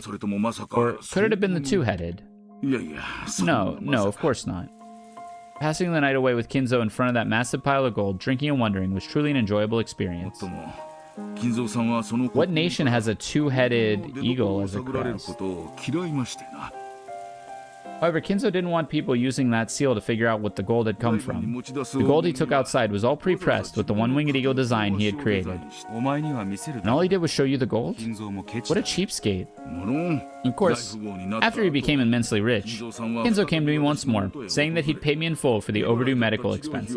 Oh, so Nanjo was a good guy. The amount he came with was a bit much for medical fees, though I did make sure to give him his change. And you've been friends ever since? Yes. Kinzo was extremely grateful to me for keeping his secret and concealing Beatrice. Grandfather always says that the old relatives in Odawara were a bunch of greedy liars. I'm sure he appreciated your strong sense of duty, Dr. Nanjo. I think I understand why a person like Grandfather came to trust you.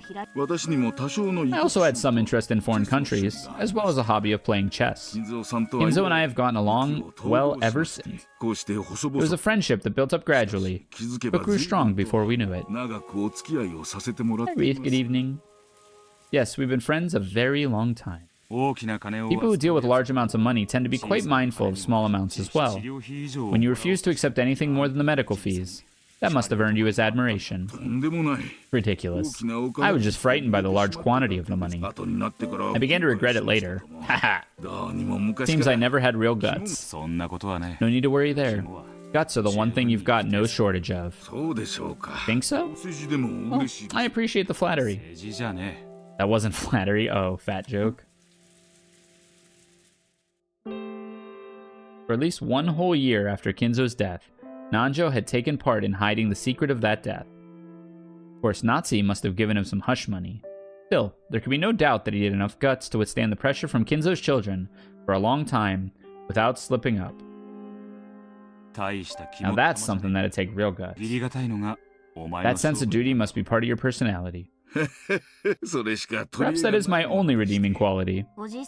I think Grandfather was blessed with a good friend. Nice. Okay, two things to look up really quick here before we start the next chapter and take an ad break.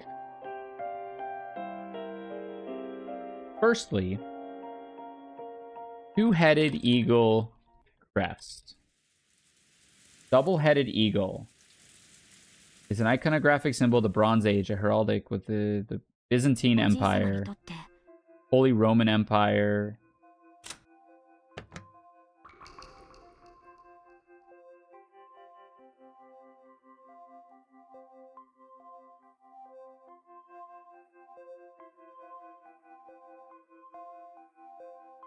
Quite a few things that use it. Double-headed eagle through the ages. Holy Roman Empire. Germans had one such eagle during the 30s and 40s. Oh.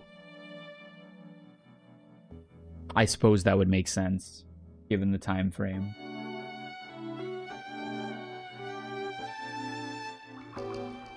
Okay. And then secondly, I'm going to pull up the main monitor for this.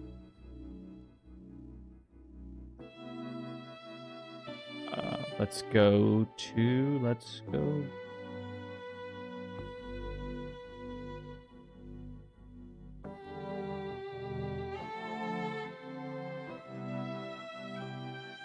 Okay, real quick, let's look at what I was looking at before with a new lens. So, right, Nijima's really close to where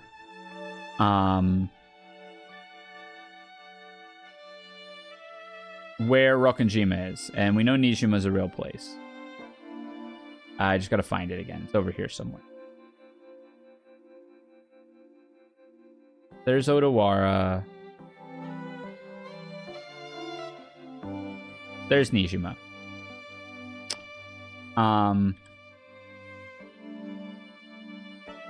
Right, so we know Nijima was near, and then you follow the Sweetfish River down. And maybe... Could Italy actually be the Sweetfish River?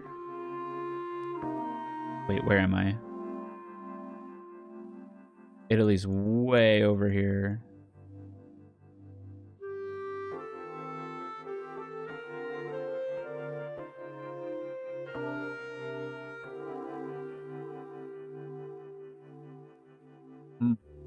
Probably not, huh? Because they didn't know Beatrice was Italian. So Ava wouldn't have been able to solve it based off of that, probably. So if we go back to Nishima, you find this, the Kozushima village. Anything interesting here? A fortress, maybe?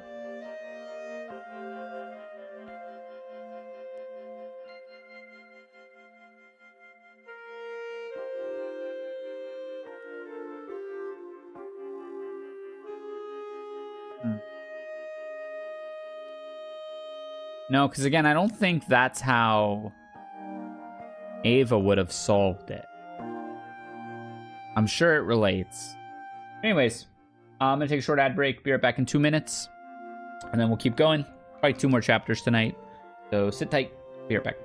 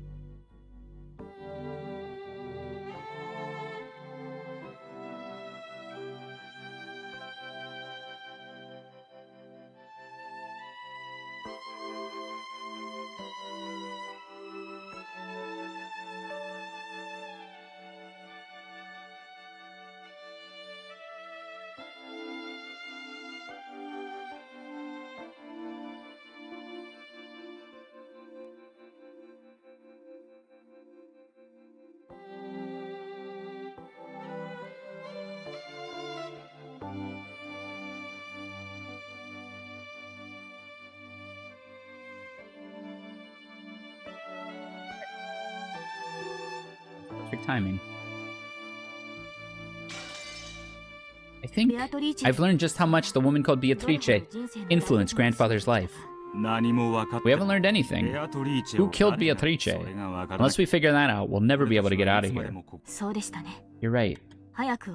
We need to finish this quickly. The funeral is already over after all. Got it all wrong. This is the funeral. You mean what she's making us do? All of the Beatrices we've heard about so far weren't killed at all. We're trying to understand where the word killed factors in. That's the real funeral, as far as Baron Castell is concerned. No one knows about her being killed. And that's the truth we're trying to expose? You're pretty sharp, aren't you?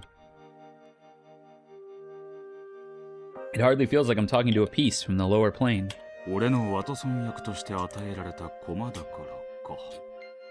This is why I was given you as my Watson. Ouch! Don't call your partner a piece. So, what's next? Willard Holmes? Step 1 of holding an investigation is questioning witnesses, of course. There's still a Beatrice we need to ask about. To indicate whom they should talk to next, Will nodded in the direction of George, Jessica, and Maria. Maria seemed to be lecturing the others about something. Wow, Beatrice sounds pretty incredible. Yeah. And then, inside an upside-down cup, she made tons of candies appear out of nowhere. Inside an overturned cup? Amazing. Sounds like magic to me. Maria really does love witches and magic. We could hardly avoid consulting our local authority on witches. When looking for someone to ask about Beatrice, Maria rose to the top of the list. Then, the Beatrice she spoke of wasn't the real Beatrice, the one Kinzo and the others had talked about. However, here and now, on the Rokkenjima of 1986, the name Beatrice probably refers to the person Maria is always talking about. I don't see Battler anywhere. Ushumiya Battler, the one who was forced to fight as Beatrice's opponent in many games, and the most important person in this game, this tale. A Battler in this world would probably be the peace version, but even so, it should be possible to get some vital information out of him. Will probably wanted to talk with Battler too, but he was nowhere to be seen in the cousins group. Battler did not attend this funeral. It's a shame, seeing as he's the cousin closest in age to me. Are you two on good terms? Yes, of course. And you pinch his butt every time he says something perverted? Oh, how did you know? Did your detective instincts tell you that? Poor guy. Baron Castell had said everything we needed was gathered here. Since Battler isn't here, that probably means it's possible to find out everything without asking for his side of the story. Or maybe she's intentionally hiding the core elements and making us take the long way around. Part of some fickle witch's game. Since he isn't here, that'll probably mean there's no need to hear his story for the time being. Let's talk to Maria and the others. I won't say anything perverted, so keep your hands off my ass. Then why not try choosing your words a bit more carefully? With a roguish smile, Leon pinched the air, index finger against middle. Ah, it's our successor, Sama. Are you done babysitting the old geezer? Oh, she pinching everyone. At least Leon was impartial. No mercy, even for Jessica. Will felt a bit gratified. I see. Since you're the successor and Krause's child, then Jessica is your little sister. He was so used to Jessica being an only child that, though the scuffle between the two looked perfectly natural, something didn't feel quite right about it. Jessica, can't you talk a bit more like a little sister's supposed to? And while we're at it, why not try talking more like a girl your age? How many times do I have to tell you to stop calling me Successor Sama? Shut up. I'll live the way I want to. I'd suffocate if I had to act all refined like you, Successor Sama.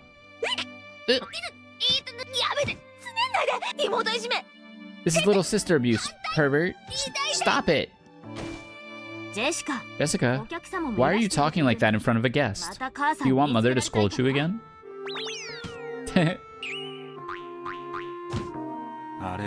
Looks like these two are close in their own special way. Well, Leon is an excellent person to be the successor, without any faults. I guess I understand how Jessica feels.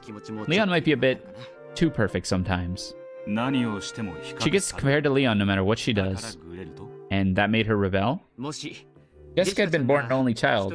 I'm sure she would have become a composed, quiet young lady. That's an interesting thought.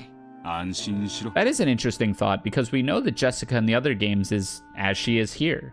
Does that mean she wasn't born an only child? Don't worry, that wouldn't be enough to change her personality. Okay, Will's pretty convinced otherwise. George, who is this person? This is the first time we've met, right? But you seem to know a lot about our family. I'm George, and this here's Maria. Pleased to meet you.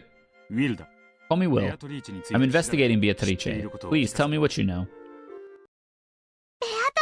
Beatrice? Oh, see? Beatrice exists.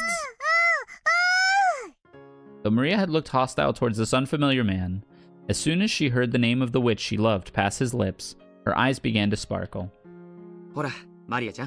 Hey Maria, you've got to greet our guests properly.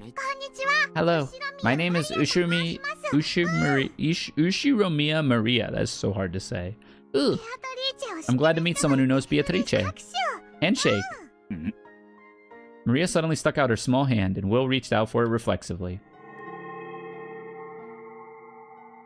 As soon as he did, he felt a bright light seeping out from the gap between their hands. The theater-going power that Baron Castell had given him had affected Maria. Beatrice is the witch of Rokkenjima. She plays with me every time I come here. She's my best friend, and a fellow member of Mirage Sorcière. Ugh. The light grew brighter and brighter. This time, he could feel himself being drawn into Maria's world.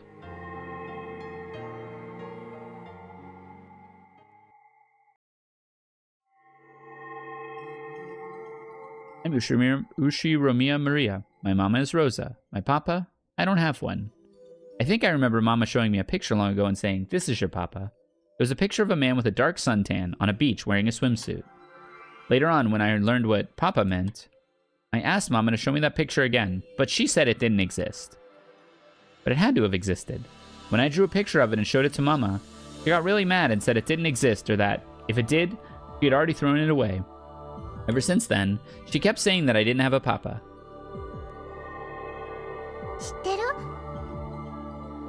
Did you know? People say you need a papa and a mama to have a baby, but that's a lie. Virgin birth, huh?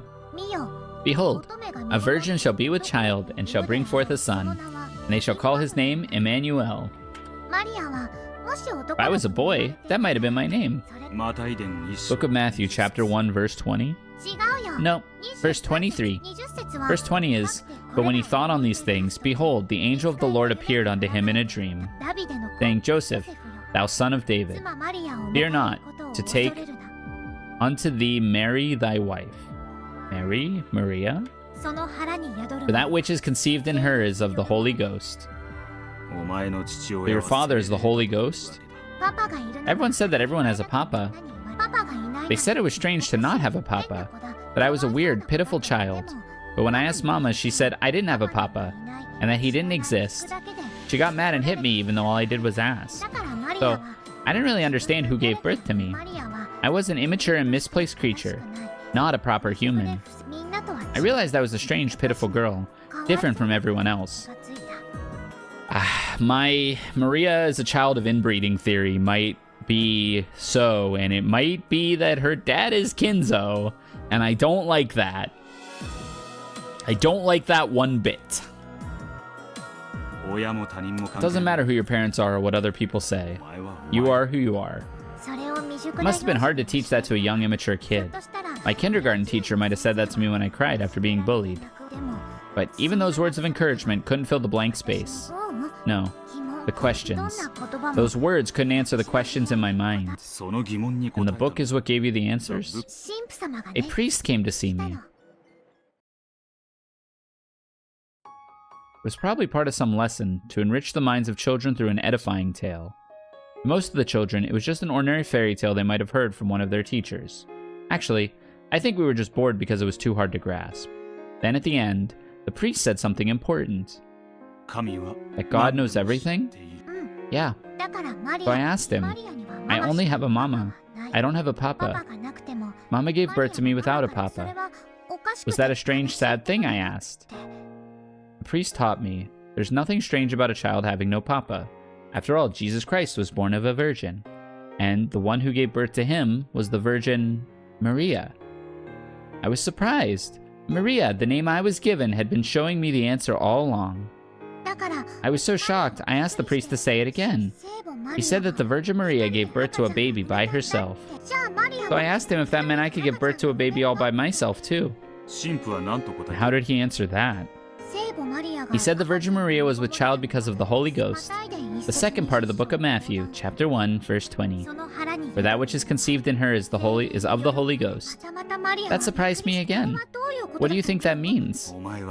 You interpreted this to mean that Ushirumiya Maria had no human father? That your real father was the Holy Ghost? Regardless of the Bible's original meaning, this young sad girl, whose lack of a father had caused her to lose her sense of identity, had finally created a way to understand herself. Once I realized that, I knew why I was different from all the other kids. The ones who made fun of me were all children of Joseph, but I alone was different. I wasn't worse than everyone else. I was a child of God, a child of the Holy Ghost. When I got back, I told Mama, I had no papa. Mama gave birth to me thanks to the power of God. It was probably painful for Rosa when Maria asked about her father. Why did Maria have no papa when everyone else had a papa and a mama? Every time she was asked this, Rosa flew into a rage and changed the subject. Then, for some reason, all on her own, Maria had found an answer that satisfied her. She had no papa. She was the child of Mama and God. It isn't too difficult to imagine that Rosa, after hearing this young girl's explanation, might go along with it as though it were true. Beato said that the minimum number of people needed to create a world is 2. I thought she meant that you need 2 parents to create a child. That's when I thought of it. Beato may be a witch, but she's a witch born of a human. Beto isn't a child of the Holy Ghost. But I'm different. I was born from Mama alone. I was born of the Holy Ghost. Beto can't create a universe without me. But God is always by your side. I can make a universe all by myself, along with the Holy Ghost. Beto called me the Witch of Origins, and she also said that eventually, I might become a creator, who could create anything alone. All by myself, I can create something out of nothing. Beto can take that and extend it to infinity. Angie was the witch's apostle, who would spread the word far and wide. And that was Mariage Sorcière. There's a huge difference between one and infinity. That's why Beto is so great. However, compared to the difference between existence and non-existence, one and infinity are nearly the same thing. I am the child destined to become the best witch, no, the greatest creator in the world. Okay, so pause.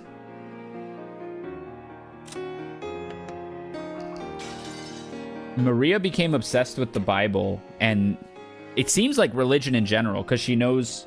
Yeah, Maria probably became a student of all the world's religions pretty heavily. And that's probably what she read most of the time, because it explained her existence. And I mean, you can only imagine that Rosa... We know Rosa didn't want to have Maria. We also know that Rosa goes into a rage whenever Maria talks about her birth. And Rosa just didn't want it to happen. So I think, as grisly as this is, I think, you know, Rosa became pregnant with Maria non-consensually. And now that could get even worse, and that could be through Kinzo, or it could just be through a man, you know. I think maybe it's likely the latter, that she just became pregnant after, you know, sexual assault or something like that. Probably when she was very young, because we know Rosa's pretty young. And, you know, Maria's 9 and Rosa's like... No, I mean, Rosa would have been like mid-20s. That doesn't make it better, but it certainly could be worse. And so Maria became obsessed with all this like religion and stuff. And then she, Angie, and Beatrice played witches on the island of Rokkenjima. She would always see Beatrice when she came to the island. So this is probably the second child of Beatrice. The child of Beatrice the Younger. So there's 3 generations of Beatrices. The one from the war, the daughter that Kinzo had with her and raised in Kuadorian, and then a third that's the one that Rosa watched die, and then a third Beatrice, who could very well be the incestuous child of Kinzo, because they've mentioned that Kinzo was a little too into the idea that his daughter was Beatrice reborn, and he was looking at her in ways that was not good. And so I think Maria, Angie, and this third Beatrice,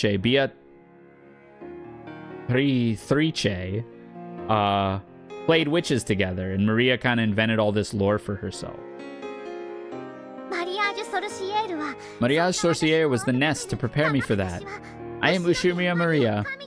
Maria, who stands by God's side. We liken Maria's sense of identity to a universe. Then this endless stream of words coming from her might be like the Big Bang.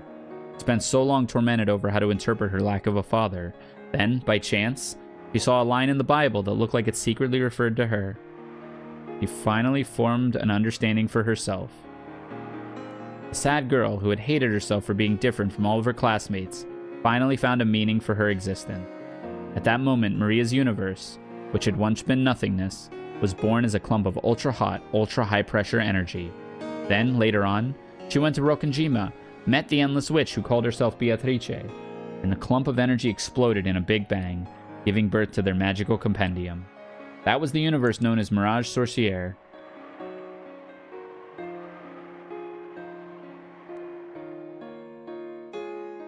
Hold on. Is that Italian?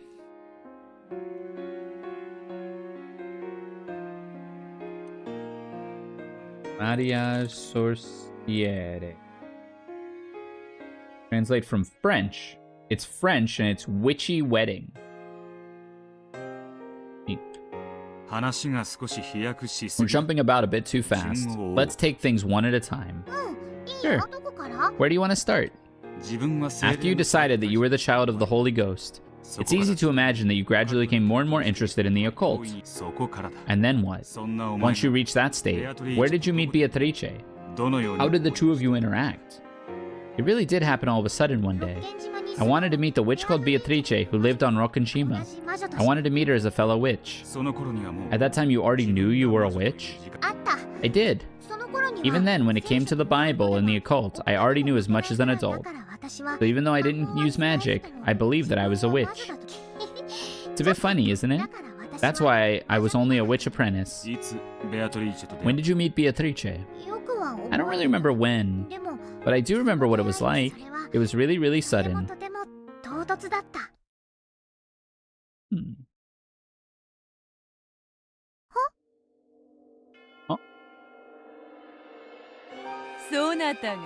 Oh, you are Ushiromiya Maria, I presume. It was so very sudden. I was just drinking some milk tea all alone in the Rose Garden Arbor. Mama said she had to talk about something important with Uncle Kraus. I got a Skeletor fun fact. Bit on the mature side, I want to check before posting it. Yeah, it should be alright. Skeletor, like the He-Man villain? Mama said she had to talk about something important with Uncle Kraus, so she told me to go outside and play. Oh no. Oh, like that, where it's like the meme with Skeletor running off with the... That's funny. Suddenly she was sitting right there. I didn't know anyone who spoke that way. I quickly realized that she was someone I didn't know at all. Who are you? You're the one who wanted us to meet. Here I am, welcoming the witch who came to visit my island. And yet you ask my name? Beatrice. Precisely. I am Beatrice.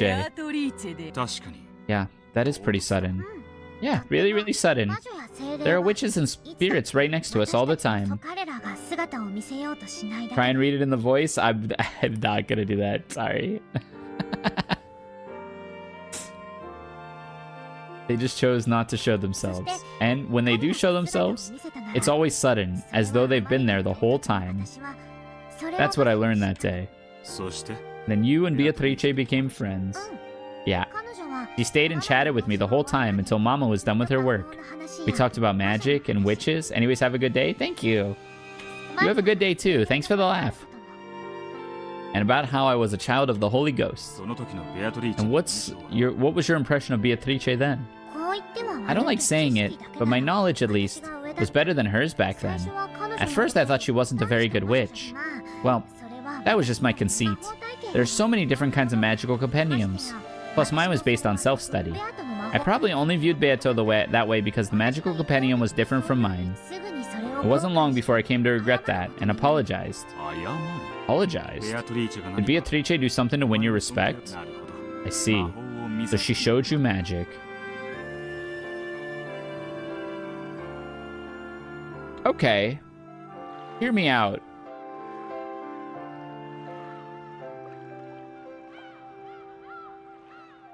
The Beatrice that that Maria interacted with was Rosa.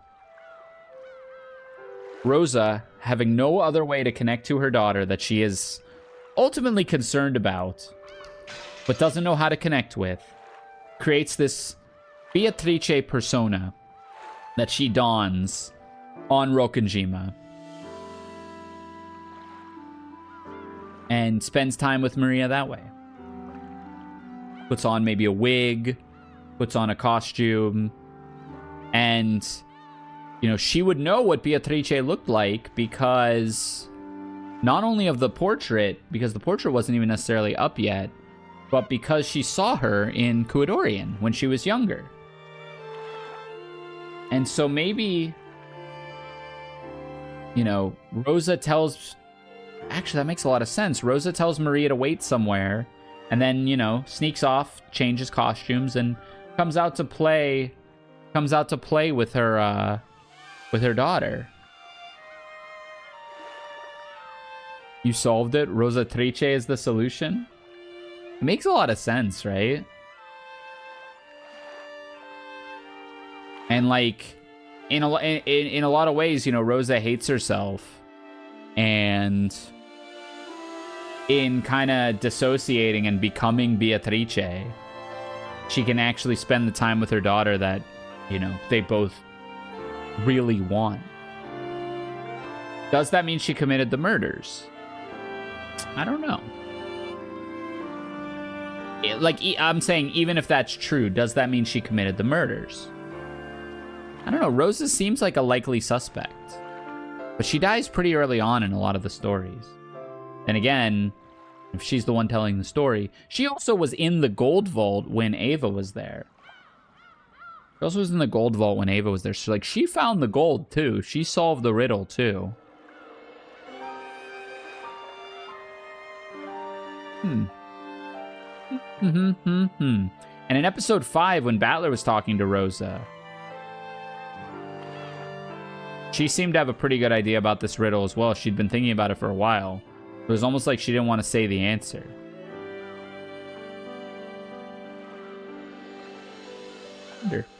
I wonder. We moved to the beach and talked a lot, sitting at a table under an umbrella. Very interesting. Maria, I see you have been quite diligent in your studies. At your age, to be capable of teaching a 1,000-year-old witch such as myself is truly an accomplishment worthy of admiration. So, what sort of magic can you use? Magic? If you call yourself a witch, you must be able to show me some sort of magic, correct? I was stunned for a second. Of course, it should have been obvious. I was a child of the Holy Ghost, and since I'd studied so much of the occult, I was also a witch, not a human. Till that day, I'd been so sure of both of these things. So, when I was asked what sort of magic I could use, it left me in a daze. You thought Rosa was attractive in episode 5? Oh. When one knows of magic and can speak it, they finally reach the rank of apprentice. One is only a witch if they can put such knowledge into practice and use magic, correct? So, I'm not a witch yet? You have studied well, and I can sense a very rare talent within you. One day you may become a witch so great that even I could not compare. Or perhaps even a creator as you have told me. However, you are still young and immature. You are, yes, you are an apprentice. A witch apprentice, you might call it. So, does that mean you can use magic, Beato? Of course. I could not call myself a witch otherwise. Incredible. Show me. I want to see your magic. Until this day, Maria had never doubted the magic-themed idea that she was the child of the Holy Ghost. However, no one had ever proven to her that occult phenomena actually existed. Maria could create a universe all by herself. However, she wanted to share it with a second person, so that she could believe in it even more strongly. Once, I could have drawn a rainbow in the sky, transformed into 7 colors of candy, and eaten them at my leisure. However, my power has weakened, so much that I cannot even preserve my form to my satisfaction. You told me about that. You can't use your full power because of the shrine. It will take some time before my power returns. At this moment, I cannot turn rainbows to candy. However, perhaps I can show you a bit of that power with some simpler magic. I want to see. I want to see your magic. Very well. However, I must ask for your assistance. As I've already told you, no matter how pure your soul might be, all humans are tainted and filled with the toxin that resists magic. Yeah, I remember. You told me about anti-magic toxin. It wasn't in any of the books I've read. You must really be incredible to know so much. Beatrice lifted up an empty teacup, then turned it around in front of Maria to show that there weren't any tricks or strings. Right, the magic to make candy appear inside an overturned cup. How did you know? You're incredible, Will. You even know about witch magic. The most basic sort of witch magic, after all. It was just a normal cup, without any tricks in it. I wanted to see true magic. It was a thing Maria desired. Strengthen her belief that there was an occult side to her. She wanted to see the occult side outside herself as well. This is why she agreed to help Beatrice with her magic. She didn't want her own toxin to ruin the chance of learning the miracles of magic. Good. Then try looking inside the cup. Oh, there's candy. There's candy. As a gift to mark my meeting with a new witch, and as a sign of our friendship, I offer you this. This was a true miracle of magic. For the first time, I felt shame and embarrassment as my conceit. I could feel the sense of omnipotence disappear. The idea that I was the child of the Holy Ghost, and the most important and special person in the world. Instead of a child of the Holy Ghost who can't actually do anything, I'd rather be a witch who can use magic. Ushiromiya Maria wants to become a witch. Starting off as a witch apprentice, I was already fascinated by Beto. I want to become a real witch too. I want to be your disciple. How modest. You already have an abundance of talent and diligence. Also, though it may have been different when I was at my full power, I cannot take on a disciple in my current state. So I can't become a witch's disciple? Correct. You cannot become my disciple. However, you can become my friend. Really? Indeed. From this point forth, we shall be friends. Let us continue to discuss the deep and profound world of witches. Thank you, Beto. Can I eat this candy? No, let that be a souvenir. Instead of eating it, keep it in that adorable bag of yours. Okay, I'll eat it at home. Maria, that candy was brought into being by magic. Therefore it is fragile. If you deny my existence with that toxin of yours, it will melt and fade away. Oh, no. I don't want Beto's precious magic to disappear. Then be sure that you do not forget your meeting with me. As long as you keep a little promise with me, I shall be here to greet you when you return to this island. Oh, I'll keep it. What's that promise? Well, to start, when you get home, wash your hands. Then rinse out your mouth. You must not complain about this, for it is an important part of witch apprentice's training. I'll do it. Every day when I come home, I'll wash my hands. I'll rinse out my mouth. If I do that, will I see you again? I promise it.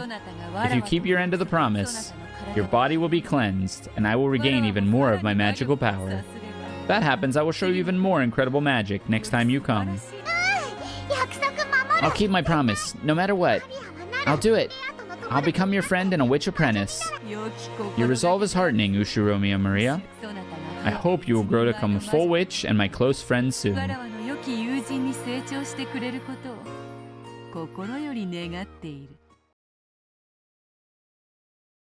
It does seem like Rosa in a costume.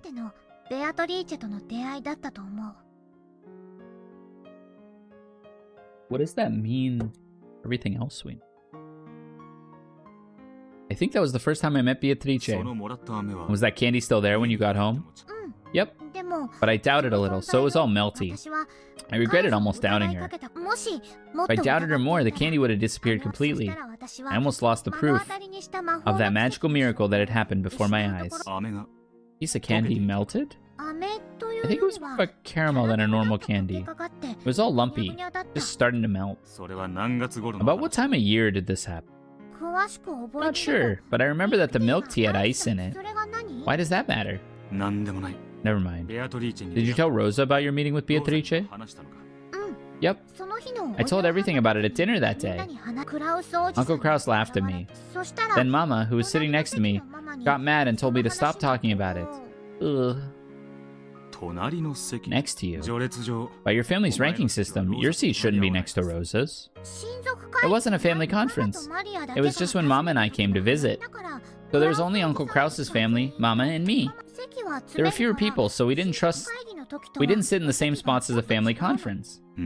And Rosa was sitting in the seat next to you? Okay, that's actually kind of big, right? Because there are fewer people on the island, but she met Beatrice. Yeah. Why does that matter? Doesn't. Have you ever met with Beatrice outside Rokkenjima? No. After all, Beto's body is fragile, so she can't go wherever she wants. I said I wouldn't mind letting her possess me, but she said she couldn't because she couldn't leave the island. And after that, you met her every time you came to Rokkenjima? Yeah. We became really good friends. The more I talked to Beto, the more I realized what an amazing witch she was. She showed me wonderful magic every time I saw her. Then she told me about a magical compendium that was different from mine, and we both talked together about the mysteries of magic. I wanted to reach her level as soon as I could. I wanted to become the kind of witch Beato was. Then again, the age difference probably... I know it's from Maria's perspective, but... age difference doesn't make a lot of sense. Did you ever introduce Beatrice to your mother? No. She said Mama's toxin was too strong, so they couldn't meet each other yet. Almost all adults are no good when it comes to the toxin. Because they're all tainted. I think Will has the same thing in mind. Is anyone other than you able to see Beatrice? They couldn't at first. She said her magical power was weak, so her body would crumble if even a little bit of toxin reached her. But she gathered magical power bit by bit, and she could eventually appear in front of other people who had small amounts of toxin. Who was that? There weren't many of them. Just a few of the servants. Specifically? All of the servants here today. But not Goda, I think. There were 4 of them. Genji, Shannon, Kanon, and Kumasawa. And Dr. Nanjo, too. Apparently, they would sometimes come to visit Maria and Beatrice's witch tea parties. Of course, they'd only come by for minor things, like bringing some more tea. However, they were certainly aware of Beatrice, and even talked with her. How did the servants react to her? She was a guest who shouldn't have existed. Weren't they surprised? Of course not. After all, Beatrice is the other master of the mansion. She said that the servants treated Beatrice as an honored guest, and sometimes they were permitted to witness new miracles of magic along with Maria. So in the Rokkenjima of 1986, the ones who could actually meet with her were you, Nanjo, and the 4 servants excluding Goda. For a total of 6? Yeah. Beato said she needed to store up much more magical power before she could appear in front of anyone else. So she intended to show herself in front of more people sometime in the future. Yep. She said the day she made all of the humans acknowledge her would be the day of her resurrection. A little deep for Rosa in a costume to whimsically play with her daughter, to really start talking about this, like, epitaph and stuff. Maria, the servants, and Nanjo have acknowledged her. She probably appeared before new humans one by one, starting with those who were anti-magic toxin was the weakest. Beatrice's game was to increase the number of humans who could recognize her, until she could make everyone on the island acknowledge her. Of that, there could be no doubt. In that case, the last person Beatrice needed to appear in front of would be Battler, the one said to have the strongest anti-magical power. Does that mean Beatrice thought Battler would be the hardest to convince? It seems true that Battler was one of Beatrice's goals. However, if we go with the chessboard thinking Battler loves so much, Beatrice is trying to make people acknowledge her existence. Therefore, you might say she's a character who can't exist unless people acknowledge her. Battler reached this idea himself as soon as the first game. Yes, there's something different about the Beatrice of 1986. She's different from the Italian Beatrice or the Kudurian Beatrice, both of whom certainly did exist. The Beatrice of 1986, the one we're so familiar with in a mysterious way, yet who has no existence. What does it mean to kill this Beatrice who has no existence? The minimum number of people required to create a universe is 2. However, Maria said that even a single person could give birth to a universe. And yet, Maria desired a second person.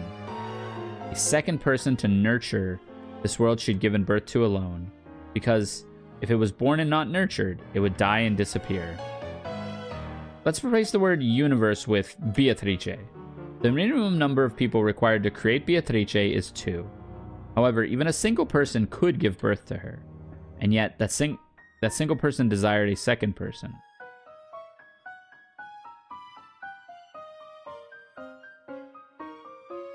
A second person to acknowledge the Beatrice created by the first person. That meeting with a second person is the scene Maria just described. Single person who created Beatrice looked for a second person to acknowledge her, and selected Maria. We don't need Furuto Erika's heartless reasoning to know that the teacup magic was sleight of hand. Maria, believing in the story about anti-magic toxin, would close her eyes whenever magic happened. Love the commentary of storytelling and the need to share it for it to exist. That is super cool, huh? Like, anyone can write a story, but you can't really... It doesn't exist until someone reads it. Any sleight of hand would be possible while she still had her eyes closed. Caramel Maria had been given as proof for a meeting with a witch had melted a little because Maria had doubted. In a season where one was likely to put ice in their tea, it was only natural for a caramel left in a bag to melt. Ushumir Maria, the girl who's too trusting and will accept the story easily. Beatrice appeared first in front of this girl, who had, in the language of witches, very little of the anti-magic toxin. The creation of Beatrice can be thought of as an egg being laid. When a single person creates her, it's little more than a daydream. She's still inside the egg. If and only if a second person acknowledges her, the shell will crack and she'll appear. She'll only appear if a second person comes to warm the egg. When Maria acknowledged Beatrice, she finally hatched, and the chick was born. In that case, Mirage Sorcière, which nurtured Beatrice in her magical compendium, was like a nest. This is Beatrice, a woman with a dignified presence who calls herself the Witch of Rokkenjima, and who claims to have lived 1,000 years. That sounds like less like the chick Beto, who appeared in the previous game, and more like Beto the Elder. So, did the meeting Maria had just recounted mark the birth of Beto the Elder? The egg itself had already been created by the first person. Between then and this meeting with Maria, it matured immensely inside its shell to a character with the dignified presence of 1,000 years.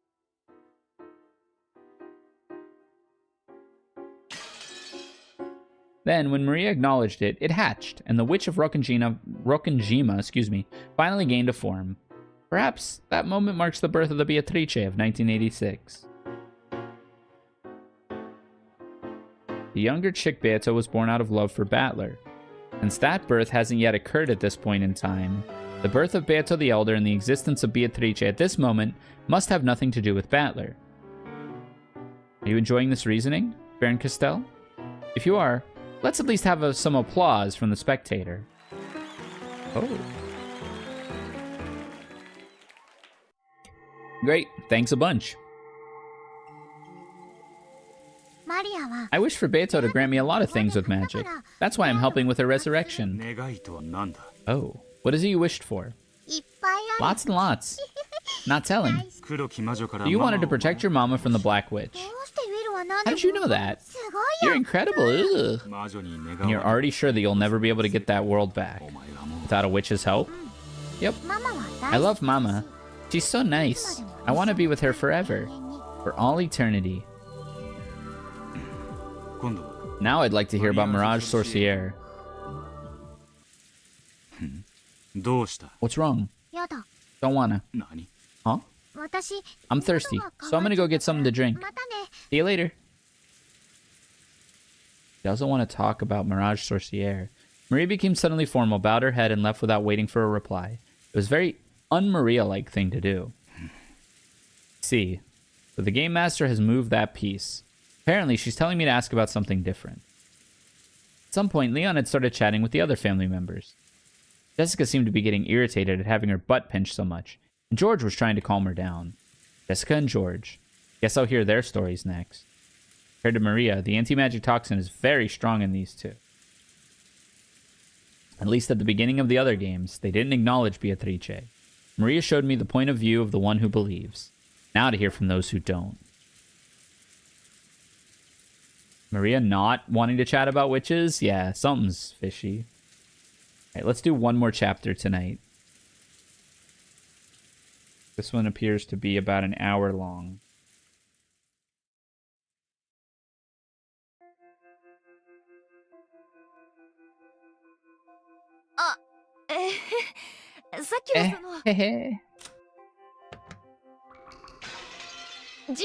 I apologize for our successor Sama's lack of courtesy back there. Not gonna leave a mark, is it? Talk about merciless. Did you say something, Jessica? Oh, of course not. I've already learned my lesson, okay? Leon, who had apparently been chatting with the adult siblings, spun around with a smile and stared at Jessica. Looks like the older siblings firmly in control around here. Those are some sharp ears. I think I'm finally getting this Leon person. Yeah. Our successor Sama's always been weirdly sharp. And the adults are always gushing about that kid. And I'm always getting compared to that, both at home and at school. Come to think of it, Leon was the student council president during both middle and high school, and the head of the badminton team too. So everywhere you go, you get compared to Leon, and it doesn't match up too well for you. I said it as soon as I got into middle school. Our successor Salma was already the vice president of the student council. I said, if you're planning to become council president next year, that'll just put more pressure on me, so stop it. But the next year rolls around and guess who announces their candidacy and wins by a landslide? Same thing again in high school. I said, please, just give it a rest this time. You're already vice president. But then year 3 rolls around, our successor Salma gets the council president job again. Dad was oh so proud. Mom kept saying, now you make sure you do your best, the little sister. Now you make sure you do your best as the little sister, over and over and over again. But even so, you were still proud to be Leon's little sister, weren't you? It's not like I ever thought of it that way. Yeah, of course. Of course not. Why would I? It can be tough to be compared against perfection. But other people are other people, and you are you. There's no point in letting it get you down. Live how you want to live, with all you've got, and you'll be fine. Of course. But Mom and the others are always going on about how I need to follow in Ushimiya Leon's footsteps as a little sister. They keep telling me to go join the student council, go play badminton. You don't play in a rock band, do you? Huh? That's a secret, okay? Apparently, she's keeping it a secret from her family. Interesting. People tend to blame things on their family and how they were raised. But this Jessica girl always likes doing the same thing, even in a different world and a different family. It's admirable that she has such a true and constant interest in something. I loved it. That Petan Petan song. That Dokyun Dokyun song. Nothing wrong with the extraordinary accomplished sort, like Leon, but kids who act their age do have their charms. That's the best way to go through life. Enjoy your youth to the fullest. Thanks. Apparently no one had ever told Jessica that they approved of how she lived, and the direct way Will had put it made her turn red and hang her head in embarrassment. I want to ask you two now. Same thing you just asked Maria? Yeah. Please tell me everything you know about Beatrice. Well, you can see how much Maria loves witches and the occult. For her, Beatrice is a symbol to be admired, like an anime heroine. Whenever some trivial thing happens, she believes it's some witch pranking her with magic. You really are an adult. So is the fact that you never say that to Maria, even if you think it. Of course, childhood dreams only happen when you're a kid. I think respecting that precious experience is an adult's responsibility. Looks like the two of us will get along well. George's position was that Beatrice was nothing more than a fairy tale. However, that phrase, respecting a child's dreams is the adult thing to do, that might be worthy of further scrutiny. When she got candy from Beatrice by magic, Maria probably got excited and told George and the others. Then, the adults followed his lead and actively supported that story, as adults should. However, we can conceive of a similar situation coming up besides an adult interacting with a child. For example, what about a subordinate interacting with a superior? If Kinzo, tyrant of the Ushirumiya family, claimed that Beatrice existed and had revived, perhaps the other members of the family would have actively supported that story as his subordinate should.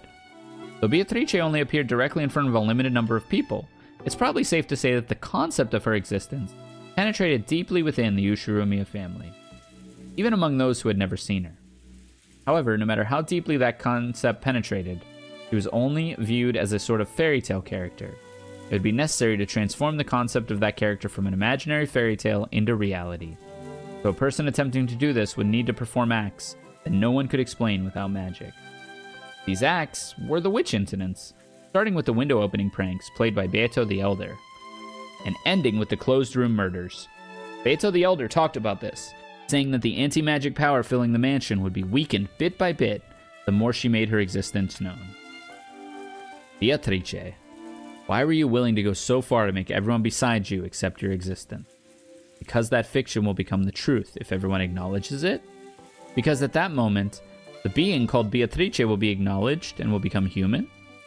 In that case, until Beatrice is acknowledged by all people, she's less than human. She's furniture. Why would furniture want to become human? I seem to remember this being a theme in the previous game. It's because they want to gain a right. Furniture cannot love. So they try to become human because they want the right to love. Extremely simple. After all, it's directly connected to the reason Chick Beato was born in the first place. I see. I understand, but it's complicated. Yeah, you can't neglect the heart.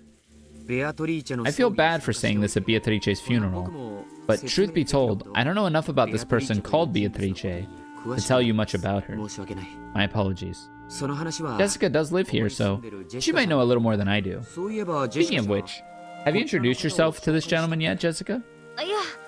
No, not yet actually. There's this idiot going around pinching people's butts, so I didn't really get the chance. Bit late, Jessica looked embarrassed for acting rudely in front of an unfamiliar guest.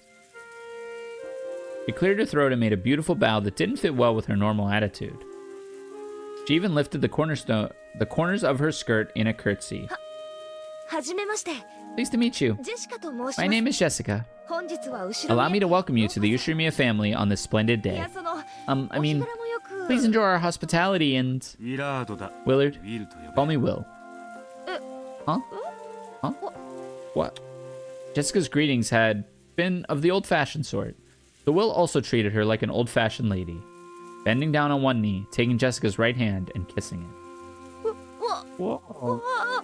Not expecting her greeting to be returned in such an old-fashioned and formal way, Jessica turned red and was unable to speak. However, Will had returned the greeting in what he thought was a perfectly serious way. So he didn't understand what was making Jessica's face glow. Have I done something strange?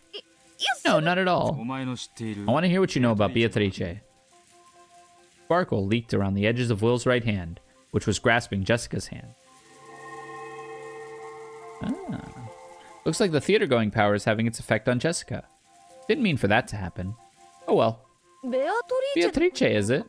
Well, I can tell you, but will you promise me something? Promise you won't laugh. Thinking about it now, it sounds more than a little crazy. What is it that you know? I won't laugh. Tell me. Sure. Where should I start?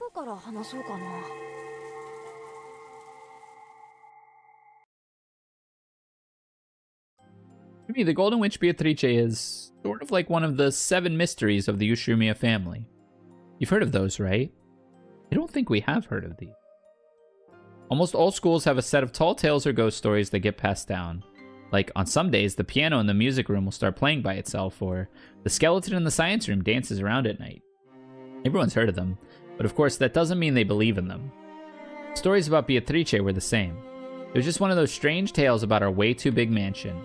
The servants would sometimes talk about seeing things during their night patrols.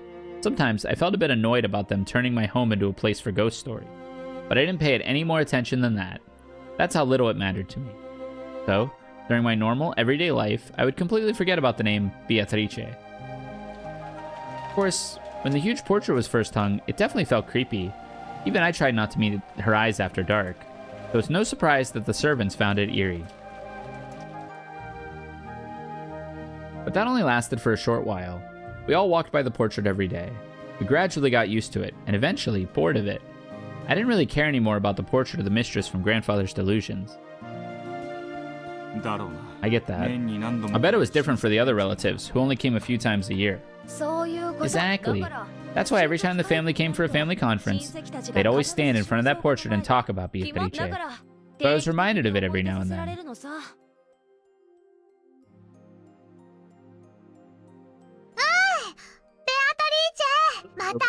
Okay, I've come to play again. I've written a new spell. Take a look at it later, okay? You really do look like Beatrice, don't you? You've been in such high... You really do like Beatrice, don't you? You've been in high spirits ever since Grandfather had this portrait hung. Huh? Where's Angie? She went back with Aunt Kiri to take some medicine. Her body really is frail. Totally the opposite of Battler. She's the sort that gets sick whenever she's stressed. I also used to get sick on big holidays or trips. Ria's really tough by comparison. She's been talking about Beatrice non-stop ever since we left Nijima. Don't you think she's taking this a bit too far? Not so bad. Normal for kids to have an active imagination. If a kid told you that she'd met Santa Claus, would you tell her she's a liar? Well, of course I wouldn't go that far. I know someone who would. Maria kept talking to the portrait as though it was an old friend. She promised to play with it later, as if she was talking to a living human. George, a man, seemed to think that this behavior from a younger member of the opposite sex was cute. But, to be perfectly frank, Jessica, who was the same sex as Maria, found this behavior a bit unpleasant, even though she realized that she was dealing with a younger girl. At one time, even I was fascinated by anime heroines and other fictional characters. However, Maria's behavior seems to signify something more direct than mere fascination. Something more definite, more vivid. Am I the only one who notices something odd about her? I'll bet the others all notice it too, but try to ignore it because of that adult dignity George was always talking about. Something odd about Maria. Definitely. My apologies, everyone. The head is quite busy with his noble research. He wishes to eat his lunch in his study today. Till a second ago, Kinzo's children had been complaining that eating lunch with their father would give them indigestion. But now that they knew he wasn't coming, they started grumbling about how he should at least spare the time to come down during the annual family conferences. Let us begin lunch, everyone. I, Goda, have made use of all of my talent and experience to make sure that you guests, who have come from so far away, will be entirely satisfied with your meal. No one's stomach would fail to rumble after hearing that from the great chef Goda. By the time the splendid dishes were laid out, everyone had stopped talking about Kinzo's absence. It was now Angie's absence that was being discussed. Apparently, her stomachache had gotten so bad that both she and Kiri couldn't make it to lunch. Poor thing. Goda? Make sure you talk to Kiri later and have some porridge made. Thanks for the concern. Sorry about all this.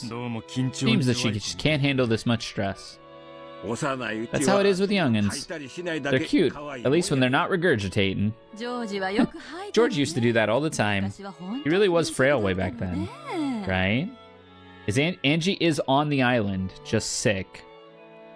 Let's not talk about the past. So this must be last year's family conference, the conference of 85. Let's not talk about the past. It's not exactly a mealtime topic.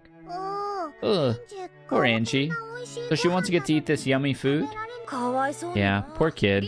Let's make sure we play with her a lot when she gets better. No way. She can't play with me. What are you talking about? This is the year she denied Beatrice. Because I'm going to play with Beatrice, of course. So I can't play with Angie.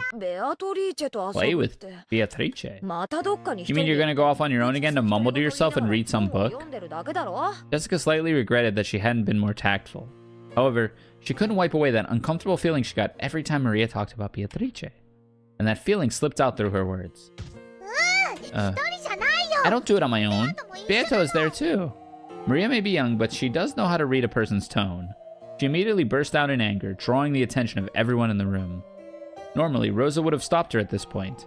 However, she happened to go into the bathroom at that moment, so there was no one to calm Maria down. Poor Jessica, you're just a clump of the toxin. With Beato's weak magic power now, she'd burn to a crisp if she ever appeared in front of you. But she will appear before you eventually. Yes, in front of everyone else too. And then the door to the Golden Land will open. But who knows if you'll be invited in? Of course, she'll take me there, to the Golden Land. But not Jessica. Not Jessica. Not someone who makes fun of Beatrice. Not an unenlightened, stupid, confused, filthy, toxin-stained human. Huh. When someone makes fun of Beatrice, it's like Maria becomes a totally different person.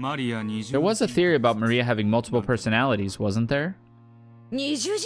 Multiple personalities?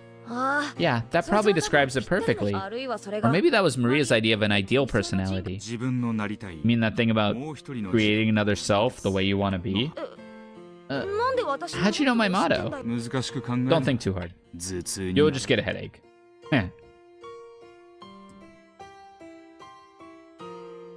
I think that's like the scene in Austin Powers where they talk about the time travel and Basil's like, don't worry, Austin, just go and enjoy the ride. And then he looks at the camera and he's like, and that goes for you too. It was something Jessica once told Canon. We've been talking about how anyone can create another self in the image of the person they want to be. I think we heard those words somewhere near the beginning of the second game. Now that I think about it, some very interesting stuff's been mentioned since very early on. Everyone has a self they really want to become, but they can't do it. Their current self is always surrounded by their lifestyle and the limits placed on them, so they have no way of changing themselves. True. Changing yourself means changing your environment as well. That's not easy to do. So my idea was to leave who I am now alone. I'd create another self, one that I really wanted to be. I felt suffocated, forced to live the life of a rich family's daughter. You envisioned that self that you wanted to be. But I couldn't do anything outlandish at home, of course. Mom would just start yelling at me. So, I made my plan. At home, I'd obediently do what my parents said, but I'd also create a second self to do what I wanted. At home, you did everything your parents told you to, and outside you did what you wanted. That's a good way to live. You should be proud. Hey, thanks. And well, if there's something you really want to be, and if you really work for it, it's easier to do than you'd think. I figured Maria was pretty much the same. I think Maria's doing the same thing when she gets excited and starts talking and talking. Sometimes, I think that's the person Maria really wants to be. As the youngest member of the family, she's adored, but not respected. Every time she learns something, there's always someone in the family who already knows it. She doesn't get to show off her knowledge about anything. Whenever she does learn something new, we try to smile and praise her, but that might actually have hurt her. So Maria wanted to become an authority on something. Something that all young boys and girls think when they want to shake off their childhood. Not a bad feeling when you learn something new and your parents praise you. But when you realize that your parents already knew that thing, it sometimes feels like they're talking down to you. When a kid learns their one-digit times tables, their parents will probably praise them. However, inconsiderate parents will sometimes ask mean questions like, then what's 11 times 11, or 16 times 16, or something similar. If that happens, the kid will lose his feelings of accomplishment and will start to feel as though he can never surpass his parents.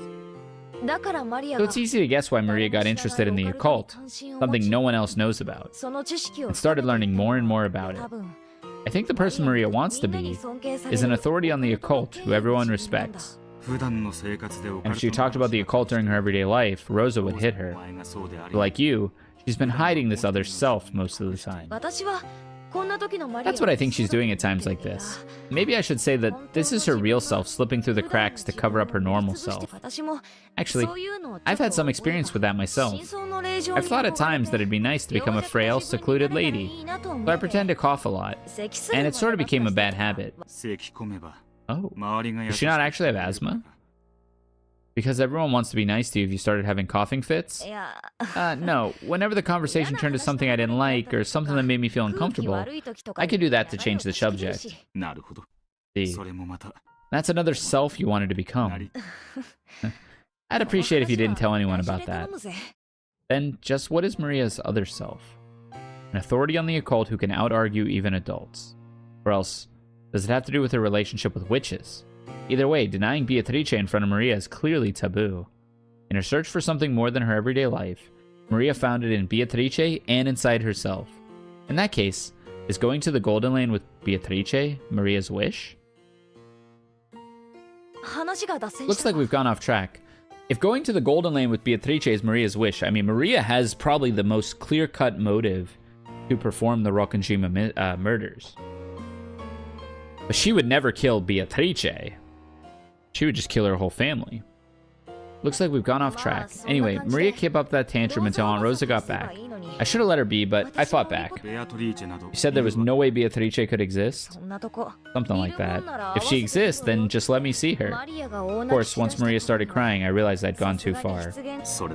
Then, at the end of the family conference, I was the only one still upset. Maria acted as though nothing had happened. Instead, she went off somewhere on her own and came back talking happily about how she'd played with Beatrice again. Everyone, me included, decided not to contradict her. By that time, it was best to just accept it and ignore it. Is that all you have to say about the family conference? About the conference, yes. What I want to talk about is what happened after the conference was over and everyone left.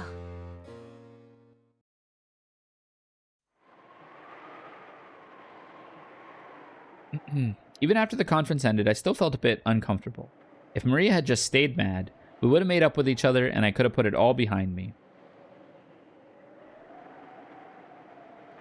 But since Maria got over it, it felt like I was the only one unsatisfied. Oh, milady. Why the gloomy face?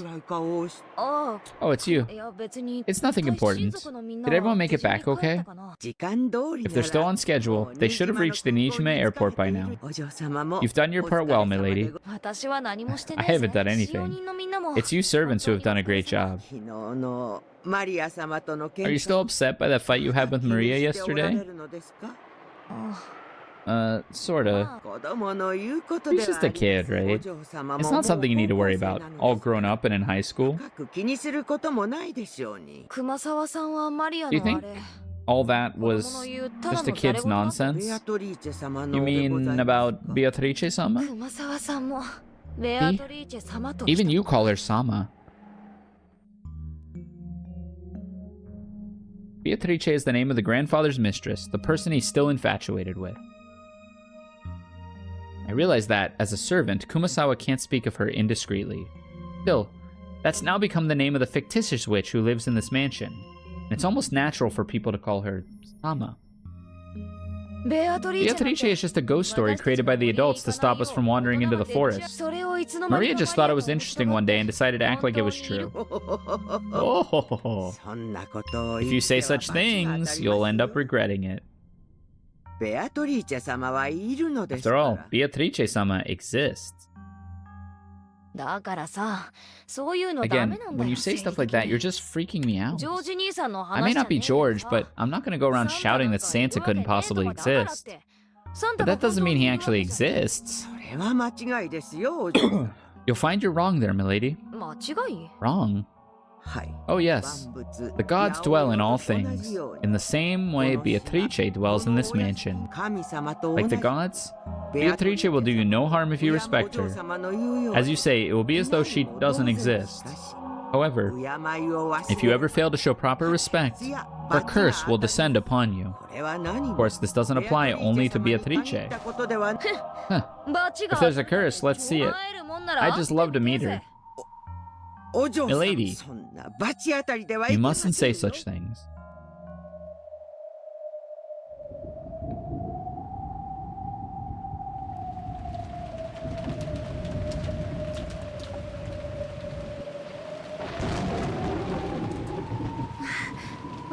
Milady, you did a fine job today. Shannon, Goda, you guys know about Beatrice, right? Huh? Well, I do know of her, of course. Why do you ask? The two looked at each other. They looked like a pair who had just heard a clueless person suddenly utter a forbidden word. Let's have it straight. Does she exist? That ghost? If it's a question of whether she exists or not, I would have to say that she doesn't.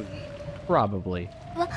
I'm sure she exists. Why? Have you ever met her?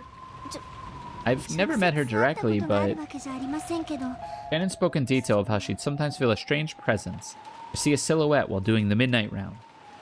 And each time as she started, Jessica would immediately cut her off, saying she must have seen it wrong, or been mistaken. You haven't met her either, right, Goda? Of course not. However, well, she was being very evasive. Even a man as big as Goda was apparently unable to deny the existence of someone he'd never met. This really didn't sit well with Jessica. She was a resident of this mansion herself.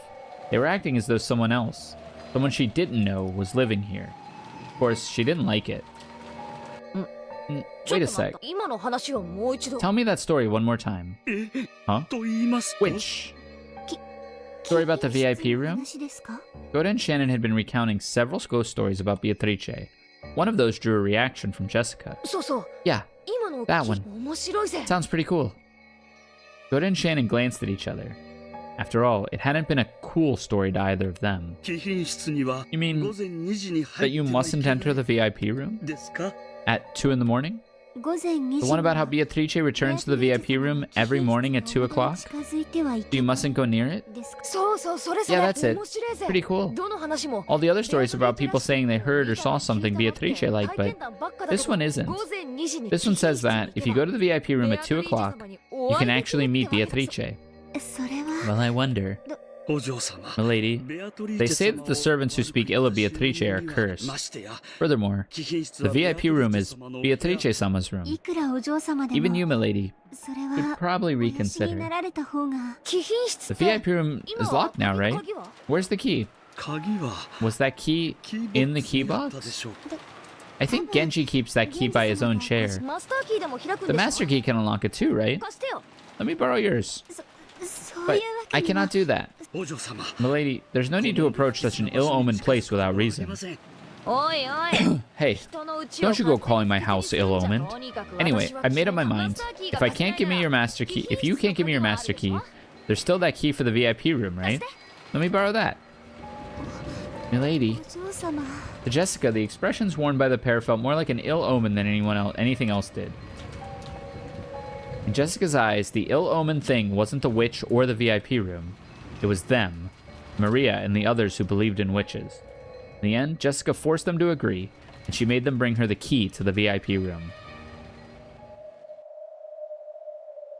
So you went on a classic test of courage to see if Beatrice would really appear in the VIP room or not. Pretty much. Still, I wonder why I was so fixated on doing it. I must have still been brooding over that fight I had with Maria.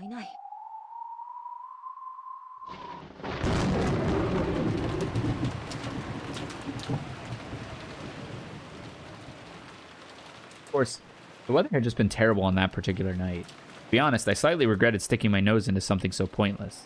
But I had already said so much, and even borrowed the key from them.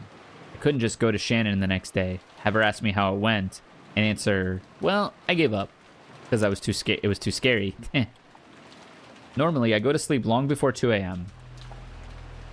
If Mom found me wandering the corridors at that time of night, she'd definitely yell at me. So I waited in my room, staring at the hands of my clock as it ticked closer to 2. Outside, the rain was incredible, and the wind strong.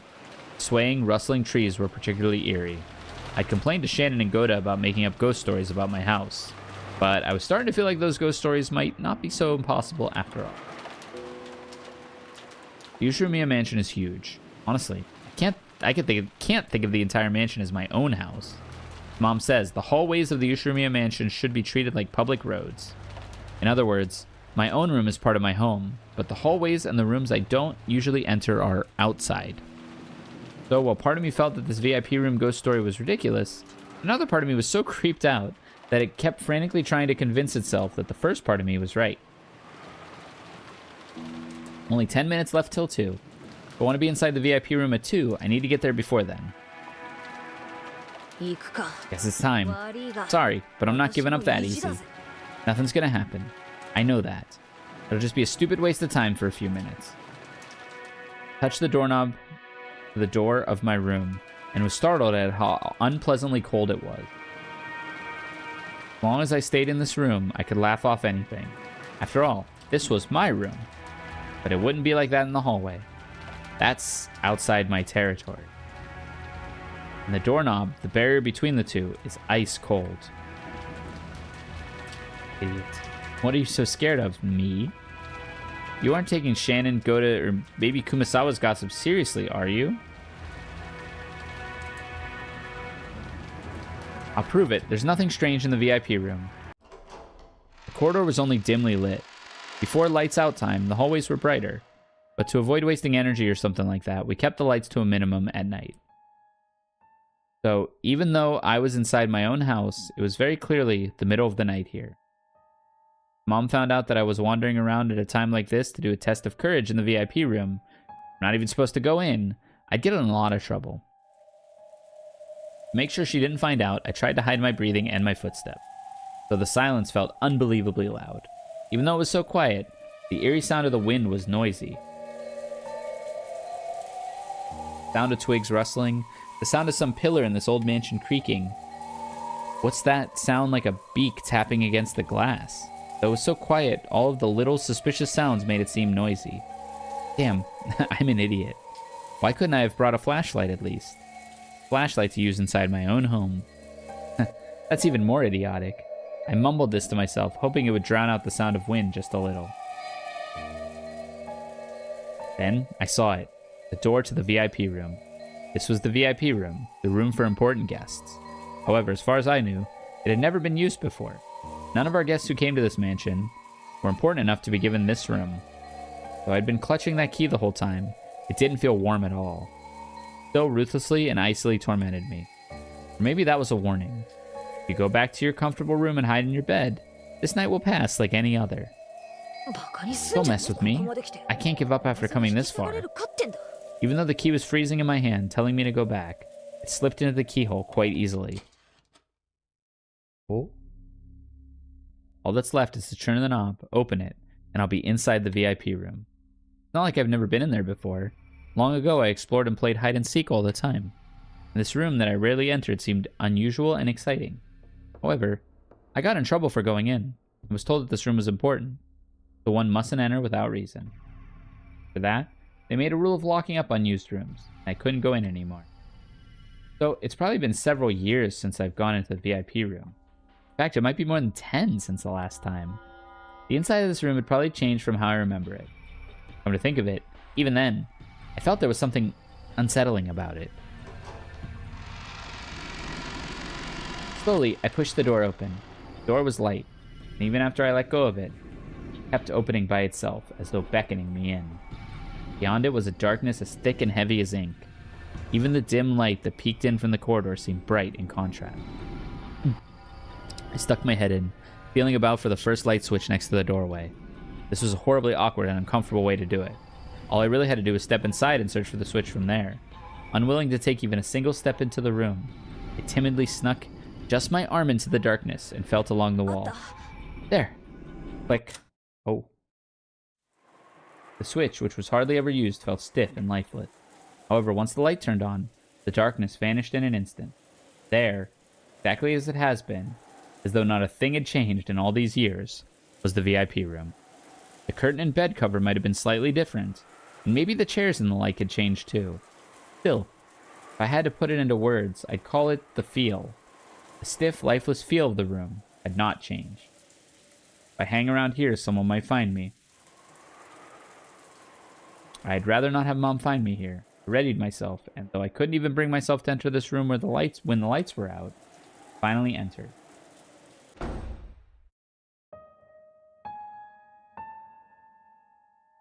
soon as I closed the door, I felt an oppressive, suffocating sensation. Alright, shut myself up in the VIP room. Bring it, Beatrice. What time is it now?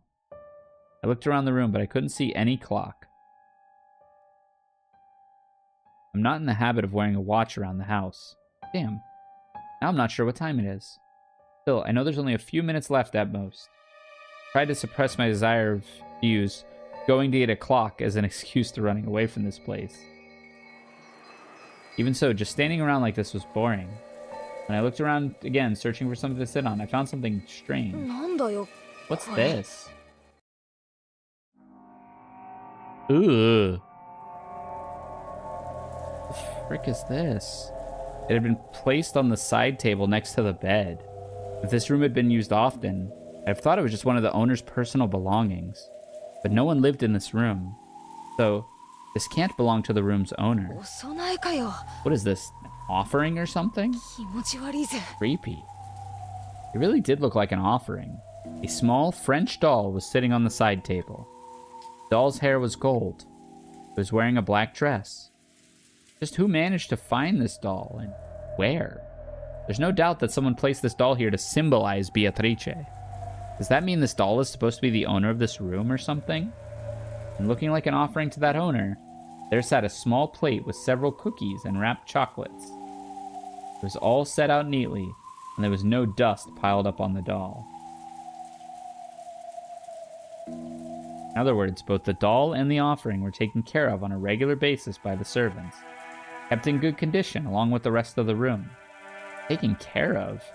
No, it's more than that. It looked like an offering. No, more like some sort of worship. A prayer saying, "Please don't curse us."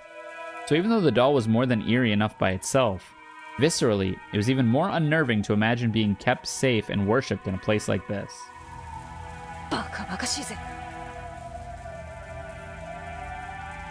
stupid. Am I supposed to clap my hands together and say, please don't curse me? Jessica forced herself to look away from the bizarre doll. She couldn't bring herself to sit on a bed that wasn't hers. Then again, she didn't really feel like sitting down on a chair either. She had lost any desire to sit on anything in this room. Wandered about aimlessly, then peeked out the window through the gaps in the curtains to stare at the dark, rainy night. What the hell am I doing? Hanging about in the VIP room this late just because that fight with Maria is still eating at me. This is totally pointless. Beatrice. Just when did that strange witch start living in this mansion? Grandfather's always yelling about Beatrice, since it's apparently the name of his dead mistress. People start talking about how her ghost must haunt this mansion. There's that kid's horror story about the witch in the forest, which might be a ghost story made by the adults just to keep the kids from going there. The portrait grandfather had hung in April was really striking. There was also a weird epitaph. The creepy words on that, which sounded like some sort of ceremony with human sacrifices, made the name Beatrice seem all the more unnerving. Yeah, who knows how long that doll's been there? That's super creepy. At some point, these stories mixed together, and now people say that the witch, Beatrice, exists. I don't believe in Beatrice, because I know she's just a fictional person made by the fusion of a few horror stories. The Beatrice who was grandfather's mistress probably did exist. She wasn't a witch. If he let the daughter live in the main mansion, that might have been the daughter's doll. The human Beatrice, the second Beatrice, or maybe even the third Beatrice's doll. The story of the witch of the forest was made up by the adults to prevent their kids from getting lost in the woods. But that was just a made-up story, not reality. In fact, I've heard that the adults here once scared the kids with stories about those wolves living in the forest. Apparently, the kids realized that wolves couldn't possibly be there, so it was changed to a witch. When the portrait was hung, that once vague character suddenly had a face. And people acted as though she'd been around since long ago. That's right. It's all a ghost story someone made, a fiction. And Maria calls Beatrice her best friend, and the servants worship her like a household shrine. I just don't get it, and it frankly creeps me out. Oh my gosh. Oh. I gotta stop playing this game at night. The sudden ring of the phone made me jump so hard I thought my heart would explode. There's a phone on the bedside table across from the one with the doll, and it was ringing noisily. Does this happen every night? However, I was only surprised by the first ring. By the time I had rung 3 times, I'd regained my cool enough to grumble about this being a prank done by someone trying to scare me. If I rush to pick it up, I'll probably hear someone laughing at me saying, "Were you scared?" I thought about ignoring it instead, but it kept on ringing incessantly. There's a pretty loud sound of going on in this late at night. Mom somehow manages to hear it from her room. I'm screwed. Hey. Okay, I've got it. Might as well say, "You scared me," or whatever. I decided to pick up the receiver. I'll just say, "That surprised me, ha ha ha ha." And maybe follow that up with, "Looks like Beatrice did show up after all." After all, this is my victory, in a sense. Hello? もしもし。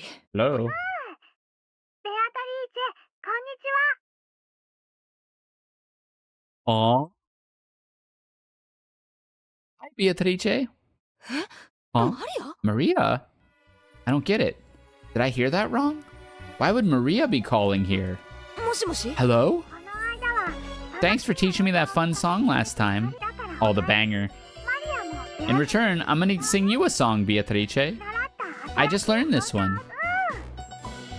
The voice, the intonation, the manner of speech, all of it clearly belonged to Maria. But what's she talking about all by herself?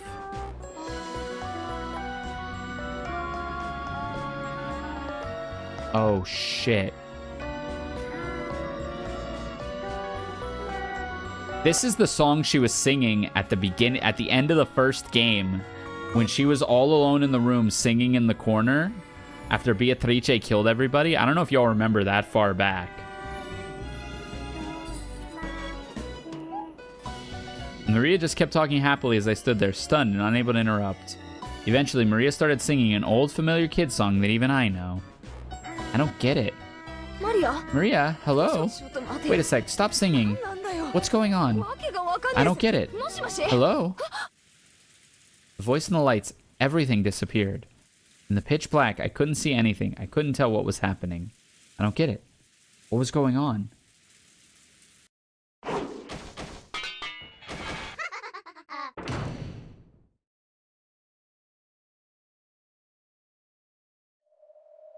Unka? What the hell? What the hell was that? Does being in darkness really slow us humans down so much? I know it's dark, but I really have absolutely no idea what just happened. What was that shuffling sound just now? I'm not sure. I can't explain it. I heard an incredible slithering sound, like something crawling out of a bed. I didn't think I'd heard it. It wasn't that vague. I definitely heard it happen right next to me, clearly. However, there was no change to the bed. No one had been sleeping there in the first place. And the sheets were still perfectly straight. Someone had crawled out of the bed and had laughed in a creepy voice before leaving the room. That's what it felt like. Felt like? I'm here, and the bed's right there. I'm not only in the same room, I'm right next to it. So why am I so unsure about what happened just a few seconds ago? I gripped the receiver, which had gone completely silent, and waited there alone, unable to move, in a quiet room that seemed exactly identical to the one I'd entered. Huh? What? Nothing's changed since the beginning. I could just pretend that last minute or so didn't happen. And yet, something has changed. Oops, I clicked again. If something has changed, that would prove that something really did happen. Where did it go? No, Gigas, no, you're right. I think you're right. Did it fall to the floor? No, it's not there. No matter where I look, from whatever angle, it's not there. The offering plate with the cookies and chocolate is still there, but the thing they were being offered to... I can't. Dude, I can't with dolls. I can't with, like, creepy Chucky doll, like, type shit. I cannot. No way. Then, what just happened? Is the Beatrice-sama doll supposed to have cackled out loud and left the room? Okay, wait, though. Safety save. If we know that this doll exists and can move remotely, you know what this doll damn well can do? If it has enough firepower, it can kill people. You know what this doll can damn well do? Is slip through a chain-locked room and kill people. If this doll is some kind of remote control automaton, I don't have a better word. If it's some kind of automaton, is the doll committing the murders? I'm wigging out. That's so wrong. No, that crawling sound was too loud to have been made by a doll. It was a noisy sort of sound, like a kid playing with a blanket and using it as a cape. And what? Is that Beatrice-sama doll supposed to have turned into a human and then run cackling from the room? So also, Nox's fourth or fifth?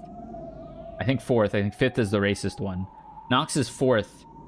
You can't have a sudden invention work it. Yeah, sounds like an unallowable trap X. No, I'm with you. I am right there with all of you. I was saying it as you were typing it. You already know I'm not gonna fall for that. I was saying it as you were typing it. No way. After that, nothing happened. The doll alone disappeared and nothing else changed. In a VIP room that had remained completely unchanged and was filled only with the sound of wind and rain, I stood there, shocked to move. This sounds like a prank by the servants.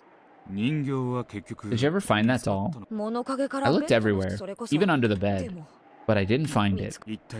What did you think had happened in that room? I don't think it was actually Beatrice's curse. It might have been a prank done by the servants. Based. A prank? Maybe they recorded Maria's voice beforehand. They then called it exactly to and pushed the play button. They could have cut the power at the switchboard or something. Then someone who'd been hiding in the VIP room would make a creepy laugh, take the doll, and leave. That's how it happened. Everything fits. Doesn't sound like you're really convinced. No kidding. After all, if it was just a prank to scare me, the scale was way too large. They made Maria sing beforehand and recorded it. Then somebody called the VIP room and replayed that recording. And somebody waited until exactly the right time and tripped the breaker. turn off the power to the VIP room, you'd have to be in the basement. There's a switchboard booth down there in the boiler room. There's no phone line down there, so you need a different person to play back Maria's tape. And you need another person to hide in the VIP room and cackle before leaving. And just how long would this last person have to hide in the VIP room beforehand? How long would they have to hide in the pitch black VIP room under the bed, waiting to scare Jessica, who might, or might not even come? There's no way it could be a witch's curse, but still, to me it's even creepier to imagine that many people planning everything down to the slightest detail and waiting for several hours in the darkness just to scare me. I agree. A curse would be better. Did you ask the servants about it later? What's the point? They just play dumb, of course. And there had to have been at least 3 of them. On that day, Genji, Goda, Kumasawa, and Shannon stayed the night. So, 3 of those 4 helped with that creepy prank. 3 of those 4, you say? Or it's not 3 of those 3? It doesn't make sense. That's why I couldn't ask about it. True, it had been a strange experience for her, but it wasn't something completely impossible for humans to do. Even so, it must have been more unnerving to imagine a large number of people planning so carefully just to scare Jessica. It's no surprise that Jessica found this scarier than Beatrice's curse. You still believe the servants tricked you? No. I was probably scared and mistook what I saw and heard. The doll probably just fell somewhere, and I just had trouble finding it. Are you trying to say you imagined the whole thing? Other than the doll disappearing, there was no other proof that anything had changed. Later on, I talked to Maria, and she said she didn't know anything about that song or the phone call. I don't know if she was lying or not. Anyway, what happened that night? It's just something I thought happened, and there's no proof of any kind. That's ironic. Even if you claimed to have met Beatrice directly, you would have been just as unable to prove it. The shock lasted for a while, but as time passed, I began to think that lightning or something must have shut off the power for a second. And maybe one of the trees in the garden fell, which I mistook for that slithering sound. And the laugh? Maybe some strange bird. Anyway, I might have misheard something to get that sound. I act tough, but you wouldn't believe how much of a coward I actually am. That's why I let my imagination get a hold of me. I tried to use that as an excuse to help forget everything that happened that night. And everything is enshrouded in darkness. People are actually pretty good at forgetting things if they try. After that night, I felt uncomfortable every time I'd heard the word Beatrice, but I tried not to let it show on my face. That's all. I can't tell you any more than that. Kinda embarrassing, so please don't tell anyone. I don't want them knowing I'm a chicken. Sure thing. I have one last question. About the VIP room? No. About the dining hall. Dining hall? On that day of the family conference, just before your ghost story, all of the relatives were gathered in the dining hall, right? Yeah. Except Battler hadn't come back to the family yet. Everyone else was there. Everyone except grandfather, of course. And Angie wasn't in the room because of her stomachache. Where did Leon sit? Her seat was next to yours, wasn't it? Yep. Was that the seat to your right? Yeah, the seat to my right. Why does it matter? Wait, that's strange. Why to the... That's enough. Try not to think, you'll just get a headache. What's up, Jessica? Why the confused look? Well, right, left. You're so weird. How's it going, Will? Have George and Jessica told you anything useful? A bit. That ghost story about Beatrice was pretty fun. A ghost story? What kind of story? The one about Beatrice's ghost appearing in the VIP room at 2 a.m. in the morning. It was pretty creepy. I've never heard of that. I don't know who put it out there, but that'd be really rude, making up ghost stories about the woman our head is indebted to. Model answer.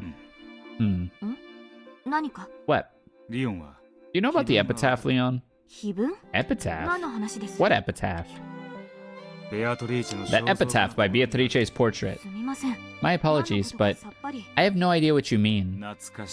Behold the Sweetfish River running through my beloved hometown. 何ですか What on earth それは are you talking about?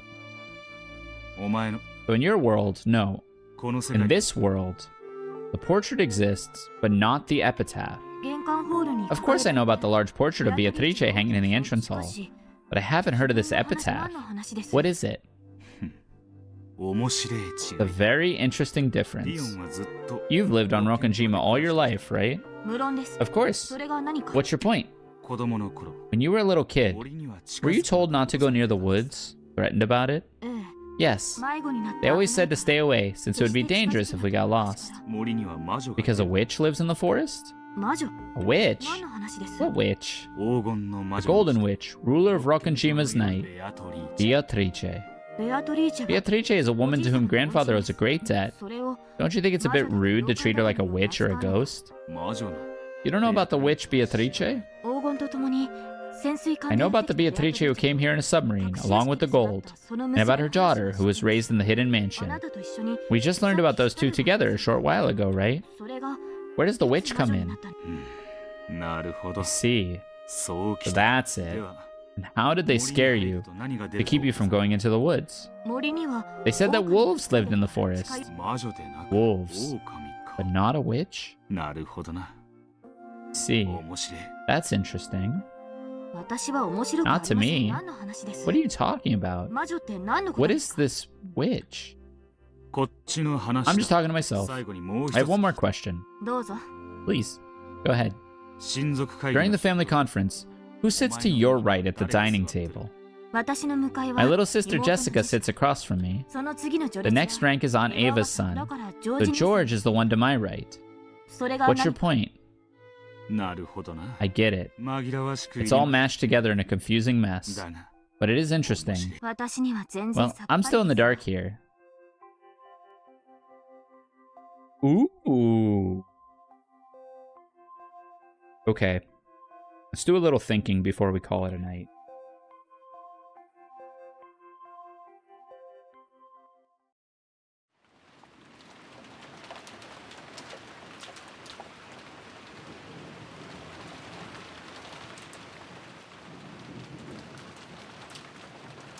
分かったんですか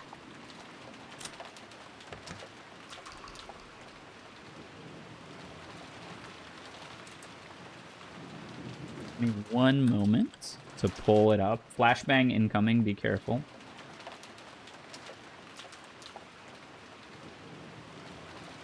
Ushiromiya family conference time. Here's the table. Here's Kinzo. Then it would be Kraus. Then it would be Ava. Then it would be Rudolfo. Then it would be Rosa. Then it would be George sat to Leon's right, and Jessica sat right because it's the adults, and then it's the kids because all of the spouses were farther down the table. I don't remember if it went kids then spouses or spouses then kids. Let me look that up really quick.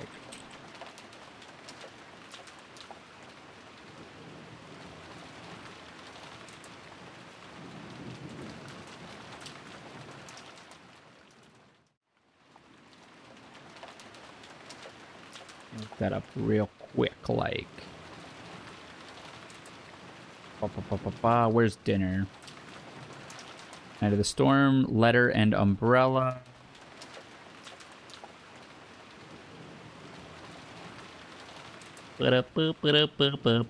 Where's dinner? It's not dinner time yet. Letter and Umbrella 2. Okay, here it is. Dinner. Seat. Order. So it's probably at the bottom of this one. Here we go. Um,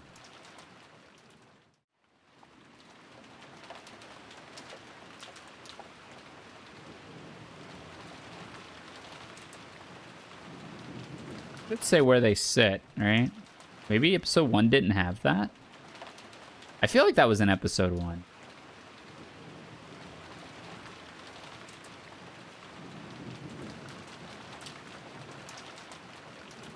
Right here, unclear usually, but as usual brightness. Curious the people at directions coming to ignore from the conversations we'd having with the kids are away. Stomach cramps. Okay, so maybe.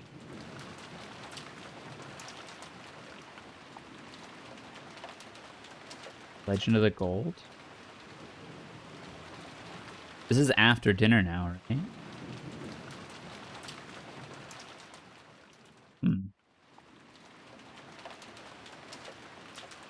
Furniture and People, Guest of Honor, Wedding Ring, Halloween, Jessica and Canon, New Rule. Witches Written Challenge.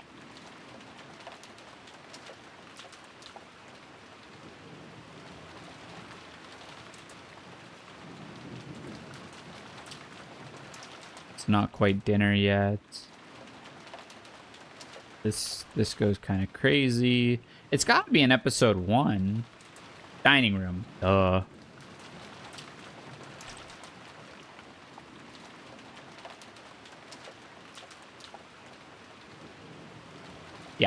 On Nazi, married to the eldest son, and the two sat to my right, which meant that she was 2 steps lower than me in the ranking order. It's difficult to guess what was going on inside her head. Yeah. So it was the kids and then the spouses. So if we go by that, we have Kraus. We have Kraus. Whoops. Kraus, and he looks like an Amogus now. Kraus. And then Ava. And then Rudolph. And then Rosa. Kraus, Formidus, Sus. So then, if we go by Alt Universe, Jessica said to her right was Angie. So Battler didn't attend this conference. So that would put George. No, that would... And Leon is across from Jessica. So we have... There's George, Jessica, Leon, Battler, Angie, and Maria. George is the oldest, so he would be here. Well, it might go like... It might go this way, actually. It might zigzag this way. Let me reopen that. Old Bastard, the only place Maysfield Tardiness, the head of the table, the most highly ranked reserved for grandfather. The seating order, looking at the went from left to right, with the lower ranking seats progressing in rows of 2 further away from it. So on the left-hand side of the first row was Uncle Kraus, ranked at number 2, looking at the incipient's chair. So I do have it right. So this is Kraus. This is Ava. This is Rudolph. This is Rosa. Then you would have... Does it go... Going like this, you might think the next one could be there, but it's weird. But the next left-hand seat, meaning number 6, was Jessica's seat. Opposite her was George. Then next to Jessica was me, and opposite me was Maria. So it goes by order of kids in order. So this would be Leon, this would be Jessica, then this would be George, and then this would be Angie if Battler couldn't attend the conference, and then Maria here, because Battler couldn't attend the conference. And then you'd have like Natsuhi and all that. But you'll notice to Jessica's right is actually Rosa here, if Leon exists. If Leon doesn't exist, you have Jessica, George moves over here, Angie moves over here. Jessica's right. Right? To Jessica's right is Angie's empty seat. So the Jessica that we're talking to that just told that story about the VIP room lives in a world without Leon.